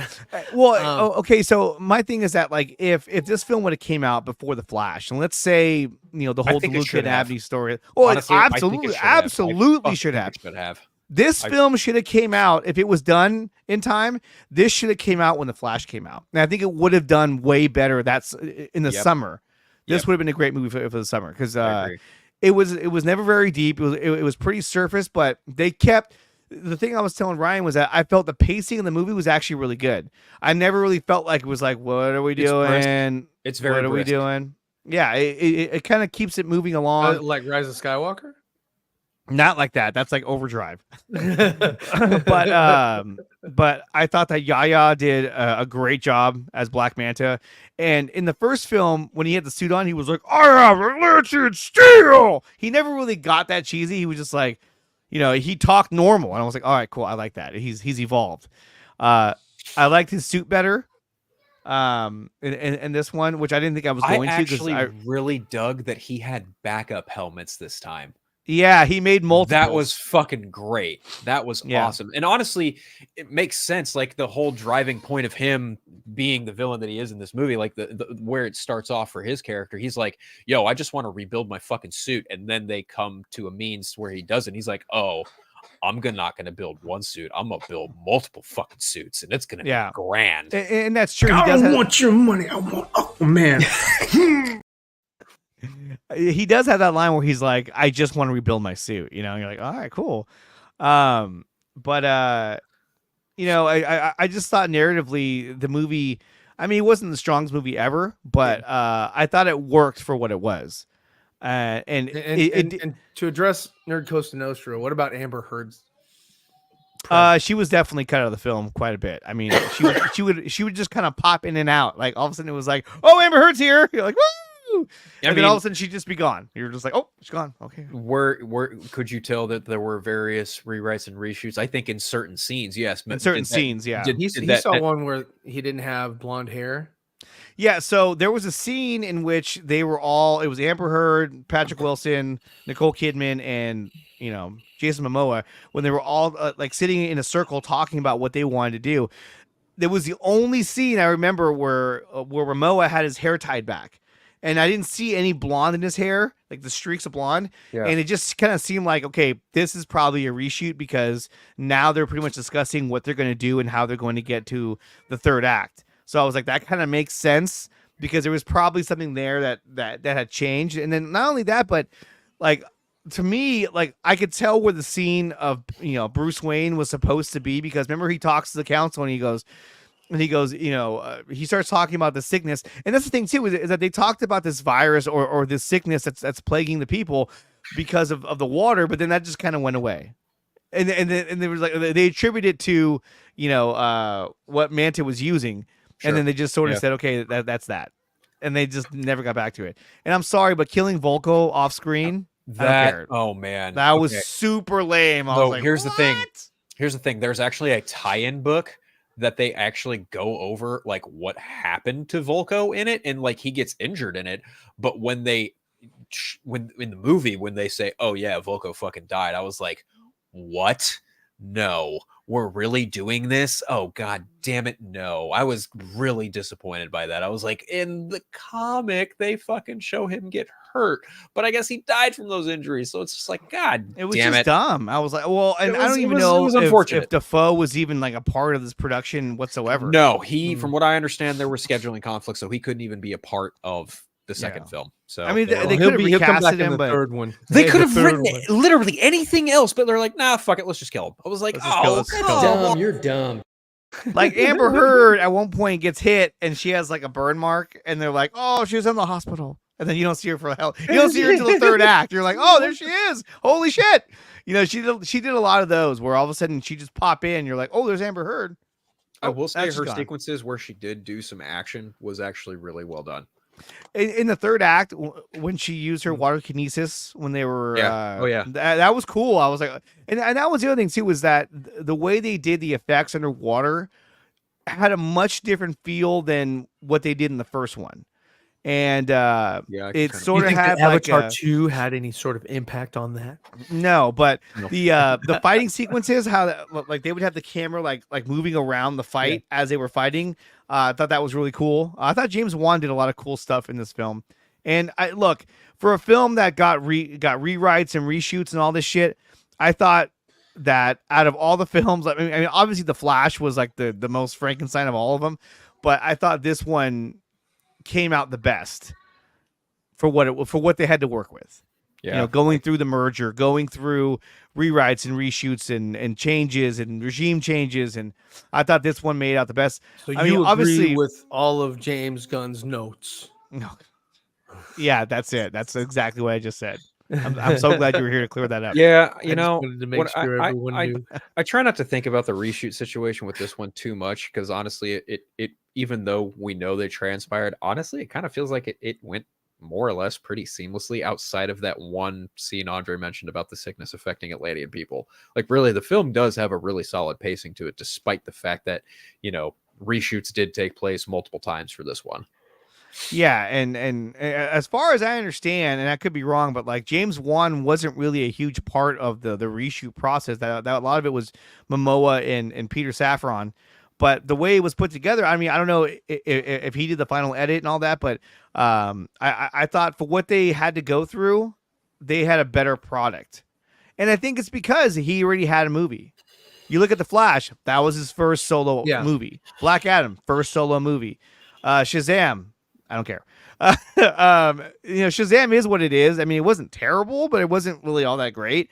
I feel like if there were any movies that weren't really touched too much, it was probably Shazam and Blue Beetle. Yeah, Blue Beetle, you can tell, was not touched really at all. Not at all. And so, and that's why I liked it so much. But when it came to Shazam, it just kind of felt like, why did you create your own characters, like villains? Why didn't you just have what's his name, Mastermind?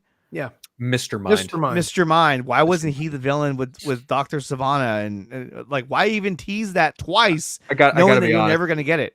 Like my biggest issue with Shazam Fury of the Gods is almost near exactly the same with Wonder Woman 1984. And it kind of really boils down to the writer for different purposes, obviously, because we all know who wrote 84. But in terms of Shazam, like, there's just so much of the first film that's just not at all fucking paid off whatsoever. Like you have a fucking headless Superman cameo in the first one. Yeah. Who's the supporting hero in the second movie? Fucking Wonder Woman. Why? Oh, because she's a god.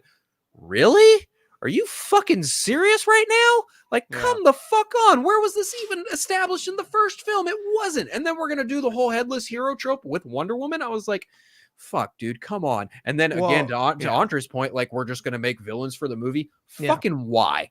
Why? They were so unnecessary. It was like, why are we doing this? Pointless. And granted, you got great actresses to fill those roles. Sure, 100%. I'd even go as far as to say they did a much better job of what they were handed to do than what the fuck Zachary Levi was doing, because they were in two different fucking movies, if you ask me. But seriously, it really does boil down to the writing. And then you My biggest fucking issue with Shazam Fury of the Gods is you literally recycle the same post-credit sequence from the first film to the second film. You just gave Dr. Savannah a fucking beard and lazily said, oh, well, Mr. Mime's a caterpillar, so he fucking moves slow. What? This is a magical being, you Yeah, he's like, because I move slow. I was like, this is stupid. So stupid. Just dumb. Really bad writing. I saw it in the theater, too. I was just like, ugh. I didn't. That was the only one I didn't see in the theater. I watched it. No. Didn't spend the money. I saw it alone in the theater. But I saw Black Adam in the theater, too. Black Adam was better than Shazam. I think Black Adam is probably better than The Flash, because The Flash isn't a terrible movie, but it had so much shit that just got so mixed up in that. The problem with Black Adam is that there was so much more potential for that movie that was so just not utilized, and that's what made it bad. Ironic is like I have Shazam I have Black Adam like square in the middle of my DC Cinematic Universe list. Like this is where the middle of the road begins for me. Like Black Adam is the best of the middle of the road for me. But I mean, like I get the arguments that like, hey, if you wanted more Henry Cavill and all that, you should have went and saw Shazam. If Shazam made $1 billion, that would have maybe altered a lot of things. If you wanted to do that, they shouldn't have just had him as a small cameo. They should have had him a part of the production, and you put him in the trailers. But even getting him in the movie was a struggle. Here's some I get it. Here's some really funny irony for you guys. Black Adam still made more money than any of the other 4 DC films this year. Yeah, because that was coming off the heels of the Batman, so it was already like, oh, cool. And Batman did, I think, what, $900 million, somewhere around there. 775.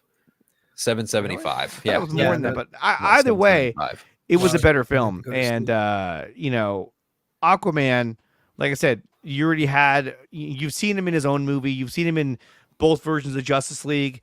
So by the time you got to him in this movie, he had his father, Tamar Morrison.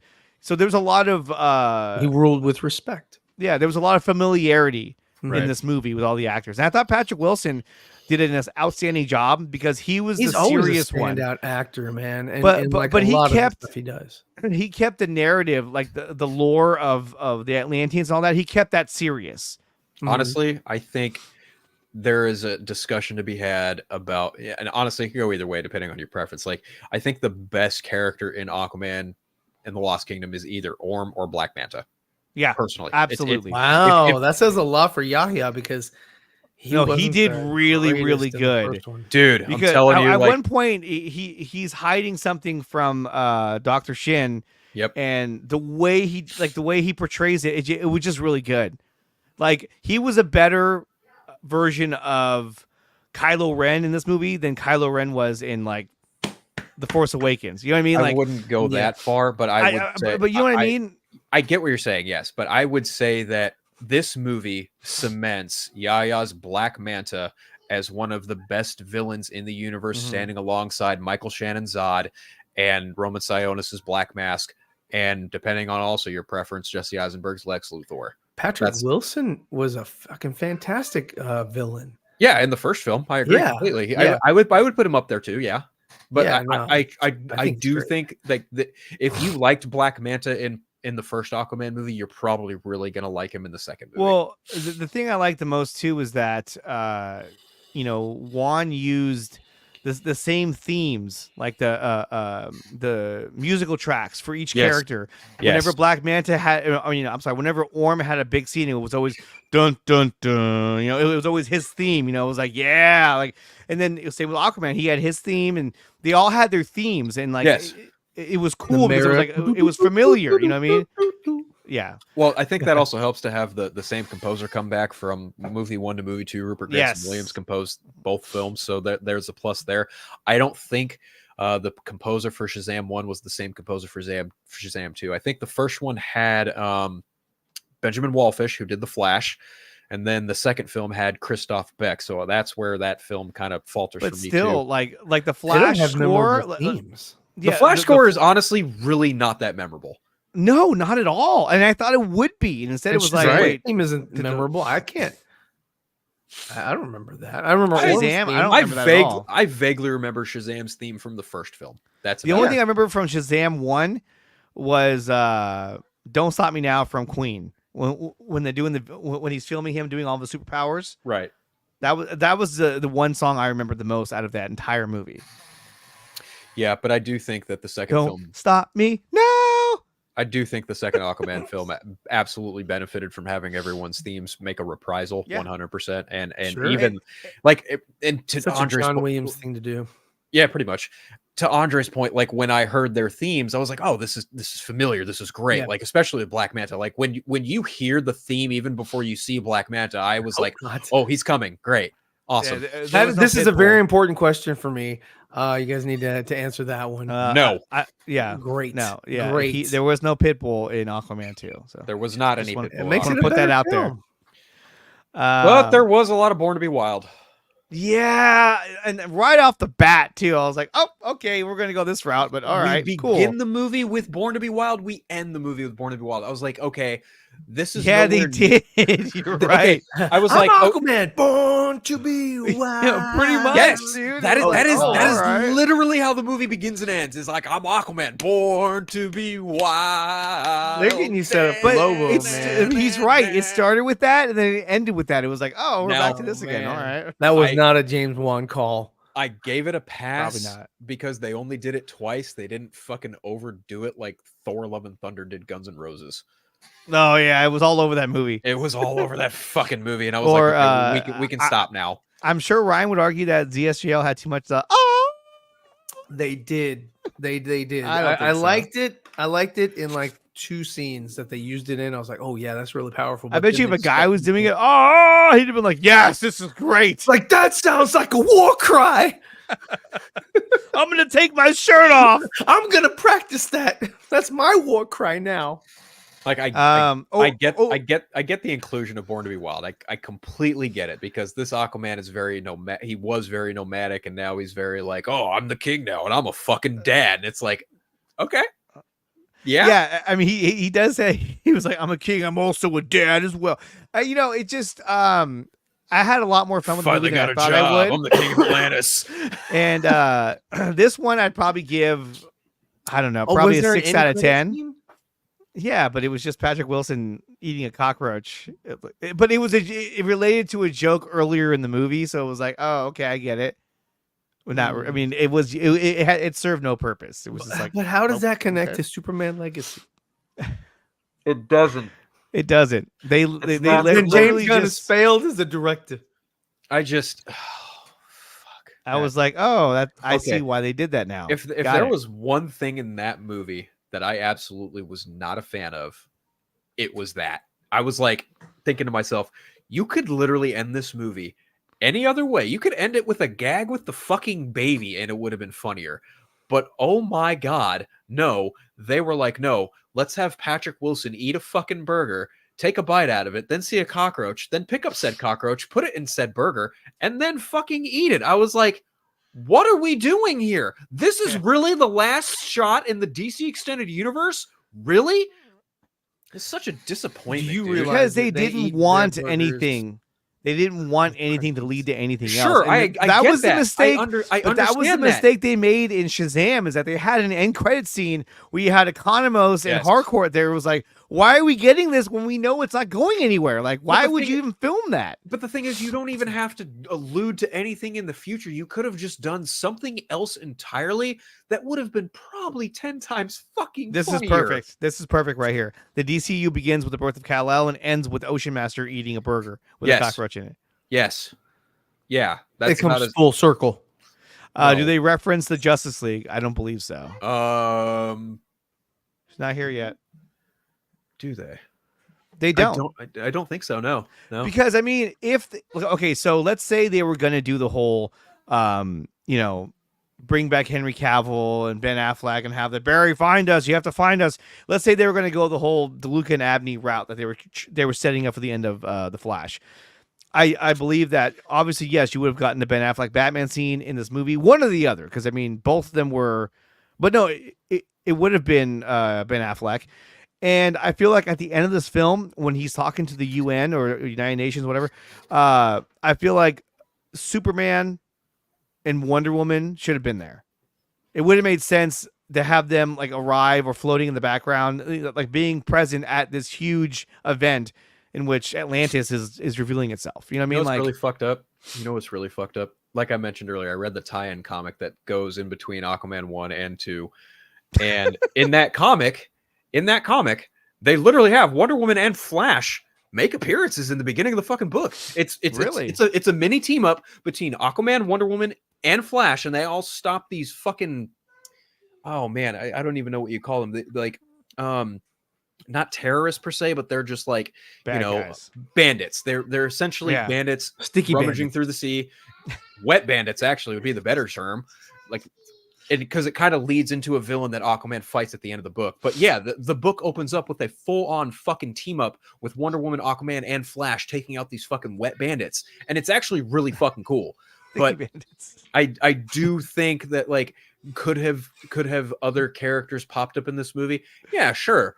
But then we're in a similar situation with like Captain Marvel. It's like, oh yeah, that was neat. Who the fuck's gonna care? Mm. I mean, if you do, damned if you don't. I think when you compare this film to like the Marvels, I actually think this is a better film than the Marvels. Oh yeah, I'll agree there. Like there were things that there may have been things in Aquaman 2 that didn't quite land for me, but on the whole, I was like, okay, yeah, I enjoy this one a little bit more than the Marvels for a few different reasons that may or may not be biased. Well, like to me, I thought that this film was gonna be more of a shit stain than anything. And instead, I was like, no, this is actually they did their best to make. It's a fucking cheeseburger, is what it is. With a roach. With a roach. And then what was cool too was that when they freed Orm and they had to go to the desert to do that was dope. I actually enjoyed the scene. The stealth suit was actually really cool. I was like, wow, all this time and we finally see the stealth suit and I actually like it. I think it's actually really cool. It's funny because like throughout the movie, Aquaman's always like, oh, come on, brother. And then fucking Orm's like, don't call me brother. And then that actually gets paid off at the end of the movie. I was like, okay, that was well done. I liked that. I really liked that. But going back to the desert scene though, like having Aquaman ride on these desert creatures and Orm ride on these desert creatures and escape like a giant fucking horde of these like skeleton desert fucking enemies I was like, oh, okay, this is rad. This is actually really fucking cool. And Topo's a bit of an MVP in that scene, not gonna lie. Yeah, he was. So Flash ends with Arthur drunk in a dirty ditch. Aquaman 2 ends with Orm eating a cockroach. Warner Brothers Legacy. That's it. Actually, Superman Legacy's next. The that character you were talking about, I forgot his name. Topo. He was literally like when he was trying to free him, in the prison. He came across kind of like what's his name? The droid from Rebels. Oh, Chopper. Or... Yeah, he reminded me of Chopper. Rebels. I thought he kind of had that same like. It's the same attitude. It's the same. Yeah, like, it's the same attitude. It's the same exact. Fuck you attitude, but I'm gonna do it anyway. Yeah, and so I actually. When they first introduced that character, I was like, what is this? I was like, whatever. And then by the time you got to that scene, I was actually like, no, I actually like this character. I'm actually glad they included this because the two of them needed to have a third character to bounce off of, and they were able to do that even though it was a completely CGI character. Yeah. So I thought that was good. So there were a lot of elements that they put in here that helped the film out. Yeah, there's also some really cool nods, like for example, Aquaman riding on the seahorse Storm. That's for sure a nod to the old TV show and Aquaman comics, because Aquaman is more often than not riding on the Storm seahorse, and that was actually really cool to see that realized in live action. Not gonna lie. And then of course Topo makes his reappearance from the first film. Like they even made a joke about it. Atlanta's like, oh yeah, he does all this sorts of shit and plays drums. I was like, because he was playing drums in the first one. Exactly. Yeah. So there were a lot of things they did to make it, kind of cheeky, and they just did it. It was just a pretty good movie. I liked it. I actually, like I said, I gave it a 6 out of 10 or 6.5 out of 10. It's a film that if it's on, I'm gonna watch it, or if it's on streaming, I'd probably watch it because it really wasn't that bad of a movie. It was actually pretty good. So if you haven't seen Aquaman 2, check it out. Phil, what would you give it out of 10? What did I give it? Because I gave it letterbox star rating. I gave it a 3.5 stars, so 6.5. Okay, out out of 10, 5, more or less. I get it. Yeah, Yeah. 3.5. If it's stars out of 5, 5, I would have done the same thing, about 3.5. yeah. But yeah, it was a lot of fun. So definitely check out Aquaman 2, Aquaman: The Lost Kingdom. No, he is not. I wish he was, but no, he is not. No. No Aqualad, no Garth. The baby ability scene, the first one, I was kind of like, oh, okay, whatever. He's like, it's like whoa, whoa, whoa. But it whoa. fucking paid off. Yeah, that was cool. Yeah. That was really cool. What's still left on our docket here? We still need to talk about Wonka. No, I don't know why he included that. I'm the only one who saw it. I didn't see Wonka. I saw Godzilla though. If you haven't seen Wonka, check it out. I will say this real quick about Wonka was that his representation of the character, Timothy Chalamet, it was the Gene Wilder version of the character. So he was a younger version of the Gene Wilder character, which I was like, thank God, because I thought for a minute that he was going to be his own version of the character. You know what I mean? Like a retelling of, and he's going to be his own version. No, he was absolutely Gene Wilder's version of the character. Yeah. He had the same mannerisms. He had the same kind of, he went down the stairs and went back up, went back down. You know, he would do different things that was similar to what you saw in Willy Wonka and the Chocolate Factory. And they had the music from Willy Wonka in this movie. Oh, wow. So that's the theme that he sings when they first walk into the Chocolate Factory in the original movie, he sings that at the end of the movie. Like it incorporates it in. Really? Okay. Yeah. So like, and they played the chime to that, at different parts. But when they did it, it made sense. It was like, okay, they did it at the right time. I was like, okay, I get why it's playing right now. That makes sense. I like it. I thought it was a really good movie, to be honest with you. And the Oompa Loompa with Hugh Grant, he actually was pretty funny. And he sang the original. He did the original song, the Oompa Oom, but he did his own version of it, like telling his own story. But so check it out. It actually was not a bad movie. But let's get to. I mean, it looked faithful in that. It was completely faithful. Okay, that's cool. And when you have the director of Paddington and the producers of Harry Potter, of course, it's like, oh, okay. These guys kind of fucking get it. So yes, let's go ahead and try Wonka again, but not do it Tim Burton style. So that's cool. It's good to know that it's not a bad adaptation. I guess. Yeah, it was not. I saw it on Christmas Day with my kids, and they liked it. I liked it. My wife liked it. It was the humor in it was very sort of was like a Wes Anderson movie. Kind of had that kind of like quirky humor. Like for instance, there's the chief of police who's played by Jordan Peele, and Keegan-Michael Key. Oh, Key. I'm sorry. And he was nope. He was a chocoholic. That's what they say. They're like the ones who eat all chocolate. They're known as chocoholics. And throughout the movie, he gets fatter and fatter and fatter because he keeps eating chocolate. It's just funny. But having said that, let's do a quick review. I haven't seen it yet, so I'm anxious to hear what you guys say about Godzilla -1. When did you see it, Ryan? Last weekend. I saw it Christmas Day. Well, not this past weekend, the weekend before. Oh, okay. Yeah, So you saw it before I did. Yeah. Yes.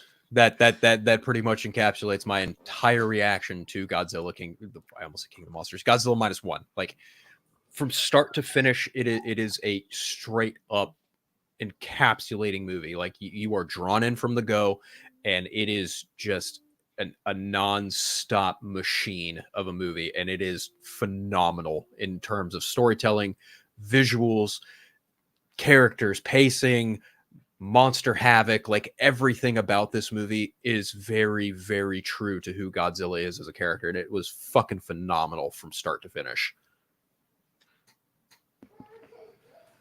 Yes, I liked it too. So now we're done with that. Let's move on. That's a good trick. So I thought that the human story was very compelling, very, very fun to watch, very entertaining, kept me enthralled.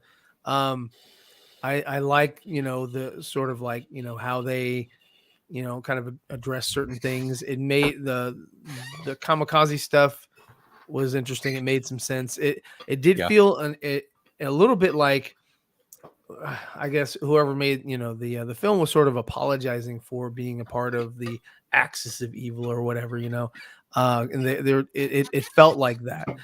And that, like, they wanted, people to sort of gain some sort of empathy or sympathy for the. It's almost a war movie disguised as a Godzilla movie. Yes, and I liked everything they did with Godzilla. I like that he was in and out there. He's there, he's gone. Yeah. And the only thing I won't get to what I didn't like about it, but I thought that. Like I said, the way that they approached things was great, as far as like how to deal with him and all that, and how. I like watching the plans kind of fail, and that was smart. That was really smart the way they handled that. I really dug how they handled trying to take out Godzilla, as opposed to if you watch other films, because obviously the other older Toho films, he's obviously fighting some other giant creature, but I don't recall how they handled him in the first one, but this one they played it really smart. Yeah, I thought, sort of pulling together, this ragtag, group of people or whatever that, it was, that was really good. The whole ejector seat, because that's, the reason why they were kamikaze. They didn't have ejector seats. It wasn't, the whole honor thing that just kind of went with it. That was sort of like, no. Yeah. You sacrifice yourself. That is an honor, to do that for your, country and family and all that. But knowing that they didn't have enough funds or money for ejector seats, that's the reason why they said, okay, no, you're kamikaze pilots or whatever. What was the scene where they were in the boat and he was shooting at it with a machine gun? Like, that was one of the first instances, but it was sort of like like everybody goes and talks about, like, it's very akin to Jaws. Yes. And that was really cool.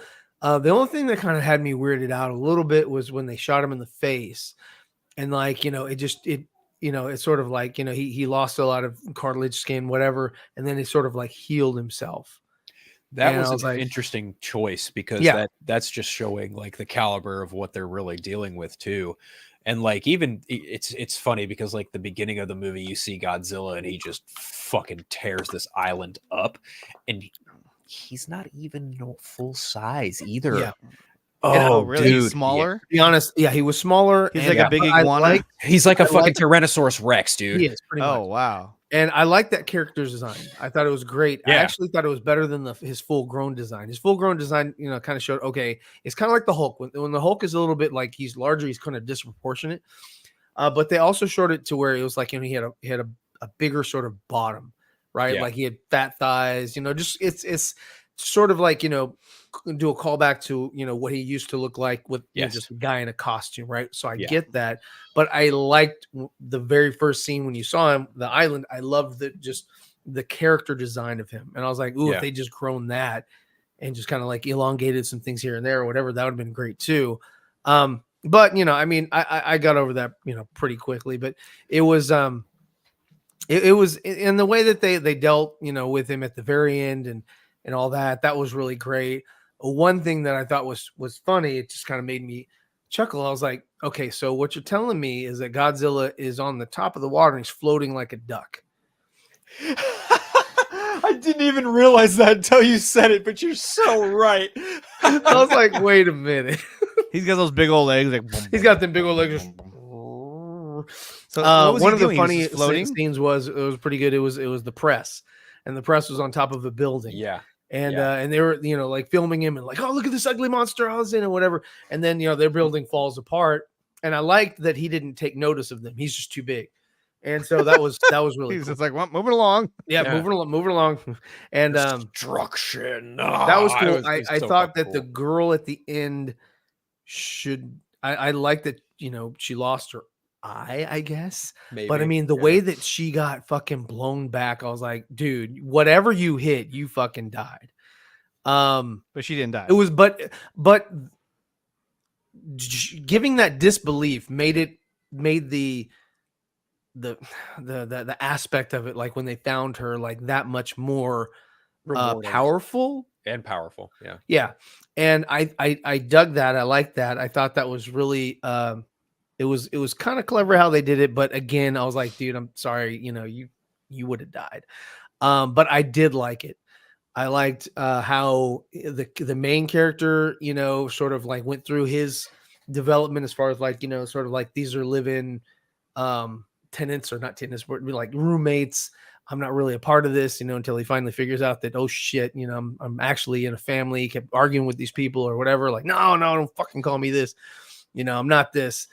And, he kind of, unbeknownst to him or unaware, he sort of grew feelings for these two people that were living with him. So, yeah. It was sort of a makeshift family, and I thought it was really good. It kind of reminded me of like this other movie with Tom Holland and Ewan McGregor when their family Spider-Man split.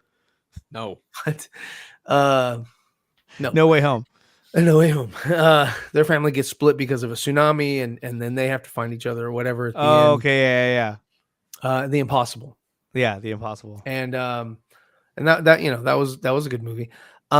But yeah, no, I mean, dude, Godzilla -1, dude. I have to tell you, that's one of my highest ones of the year. Yeah. Same. It's better than most of the things that I've seen. And it's arguably up there with Oppenheimer. Really? I haven't seen it. I still have to see that. Yeah. But yeah, no, dude, it's definitely entertaining. Yeah. It is just an experience from start to finish, 100%. And it's really good to see Godzilla on the big screen versus on your television screen. It just gives you that much more of a, sort of, an engulfing in the movie. Because, like when I was a kid, I used to want to go to the Jurassic Park movies, not the Jurassic World shit, but the Jurassic Park movies. Like you would, hell yeah, look at him. Oh, that's another thing. So what was funny, it was a timing issue, editing issue, but I get it, and it did kind of weigh a little bit more, was his spikes on his back. They kind of protrude out, they kind of move as he kind of powers up like Goku.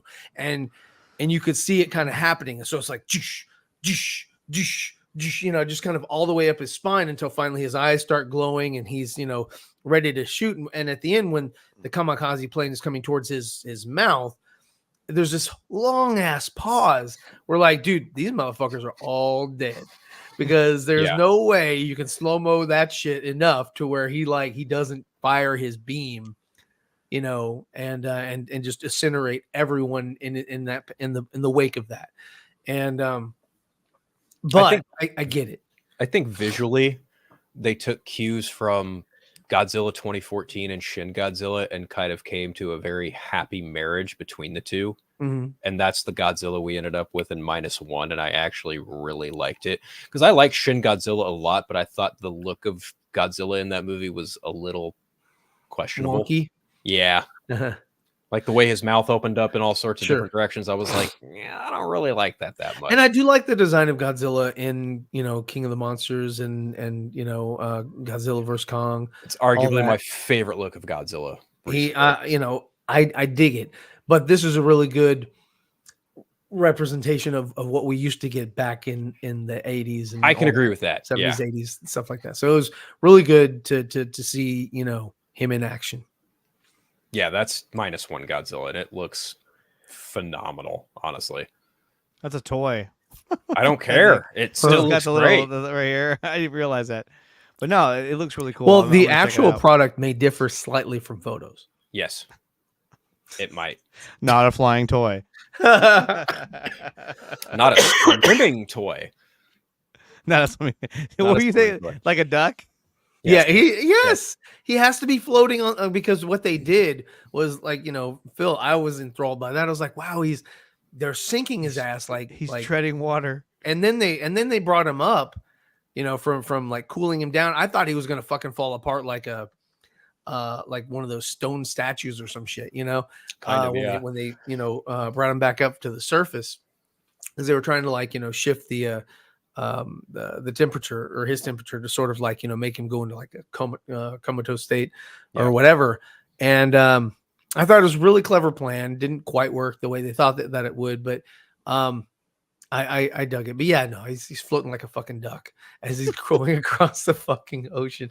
It just it's funny because it's like, when watching like Godzilla vs. Kong and they both get on the aircraft carriers, that shit's like, okay, you've gone too fucking far. And those aren't platforms you can walk around on at that size. It's not how that shit works. It's so buoyant. But yeah, there's your Jaws scene right there. That's dude, if you saw that shit coming towards your ship, No, you're fucked. I'd cry. It's over. I'd just get down in the fetal position. I'd fucking cry. I'm not gonna lie. I would get down in the fetal position and I would fucking cry. I don't blame you. Because that shit. Well, guys, we're just about at the 2-hour mark of and this the is show. This is where we like to end things. It's just about getting to the 2-hour mark. So, guys, if you had to give a ranking for Godzilla minus one, 1 out of 10, I'd just say 1 out of 5. What would you give it? 5 out of 5. 5 out of 5. Yeah. No, being one of the best films of the year for me, sure. Like 4.7. You know, just because of this silliness that's in it. But I mean, it's that's dude. Fair. It's awesome. It's a good movie. Right. I would recommend people watch it. Yeah, I co-sign that. Like the other movie. Have y'all seen it, Reptile, with Benicio del Toro? No, but I have seen the it. Godzilla by Roland Emmerich, and I thought that was a very thrilling movie. You ain't got a lot to hang out, Chief. Where it was a large iguana that got turned into a Godzilla. Oh yeah, I remember that. Yeah. they had that big pile of fish with the lights on it. They were like, all waiting with machine guns. Like, go get the food. What's it waiting for? Matthew Broderick. Like, that's the Chrysler building. I actually like the animated companion series to that movie. Oh sure. More than I like the burrito that Taco Bell came out with. I remember that. I remember that. That shit. I like the and it was like 99 cents. The commercial was cool too. Yeah. I like the Rage Against the Machine song that was on the soundtrack to Godzilla. It's a great song. That was the Wallflowers. Didn't they have a song? Yeah, they had a song and Godzilla was in there. They might have, but Rage Against the Machine had a song that was only released on the Godzilla had his song soundtrack. with what's his face from Led Zeppelin, Jimmy. When they did that collab or whatever, that was Godzilla. They did a lot back then. That was like marketing fucking. That was back when Batman had fucking like Seal and Smashing Pumpkins and all kinds of shit. Kiss by a rose on the gray. Dawson's favorite. Well, no. Dawson's favorite movie is Batman and Robin. I actually really like that song by Seal. That's where he's off with his wife. Look how happy she is. Woohoo! She's like, I'm on top of the world. Hey guys, if you haven't done so yet, check out Zeeverfett on TeePublic for some really cool merchandise. Check out DJW Art for his merchandise as well, his art. And check out. Oh, are we still doing this? Yeah, I mean it's still available, but it's relevant. It's relevant. Yeah, he was just in a movie. Here's where you can find a lot of us. But let's go around the horn and do it in person. Ryan, where can they find you and all of your wonderful content? Man, I guess you can find me on Instagram the most. That's where I've been posting things, not anywhere else right now. I will get back on, a little bit of a YouTube kick and also my TikTok. So I'll update on there as well. I don't really post that much on X. So, I mean, you can follow me there. Just, if you want to be a part of our groups, we definitely talk on there, but I mainly hang out on Instagram, so check me out there. Okay. Phil, where can they find you? You guys can find me on Threads and Instagram, Vero, Blue Sky, and YouTube occasionally here. Other than that, that's about it. Craig and I still have to get our episode out, our review episode of Merry Little Batman out. He got hit with COVID last week, so that was a real bummer. Other than that, thank you, Jason. Yeah. Thanks, Jason. Much love, man. Other than that, that's about it.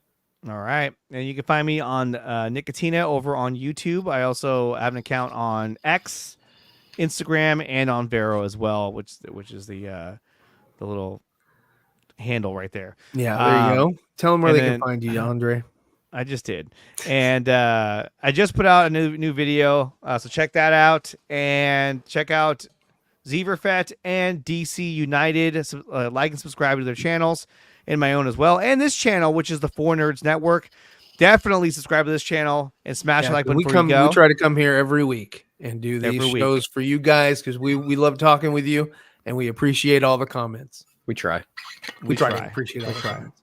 And with that being said, we'll see you guys next week. Peace.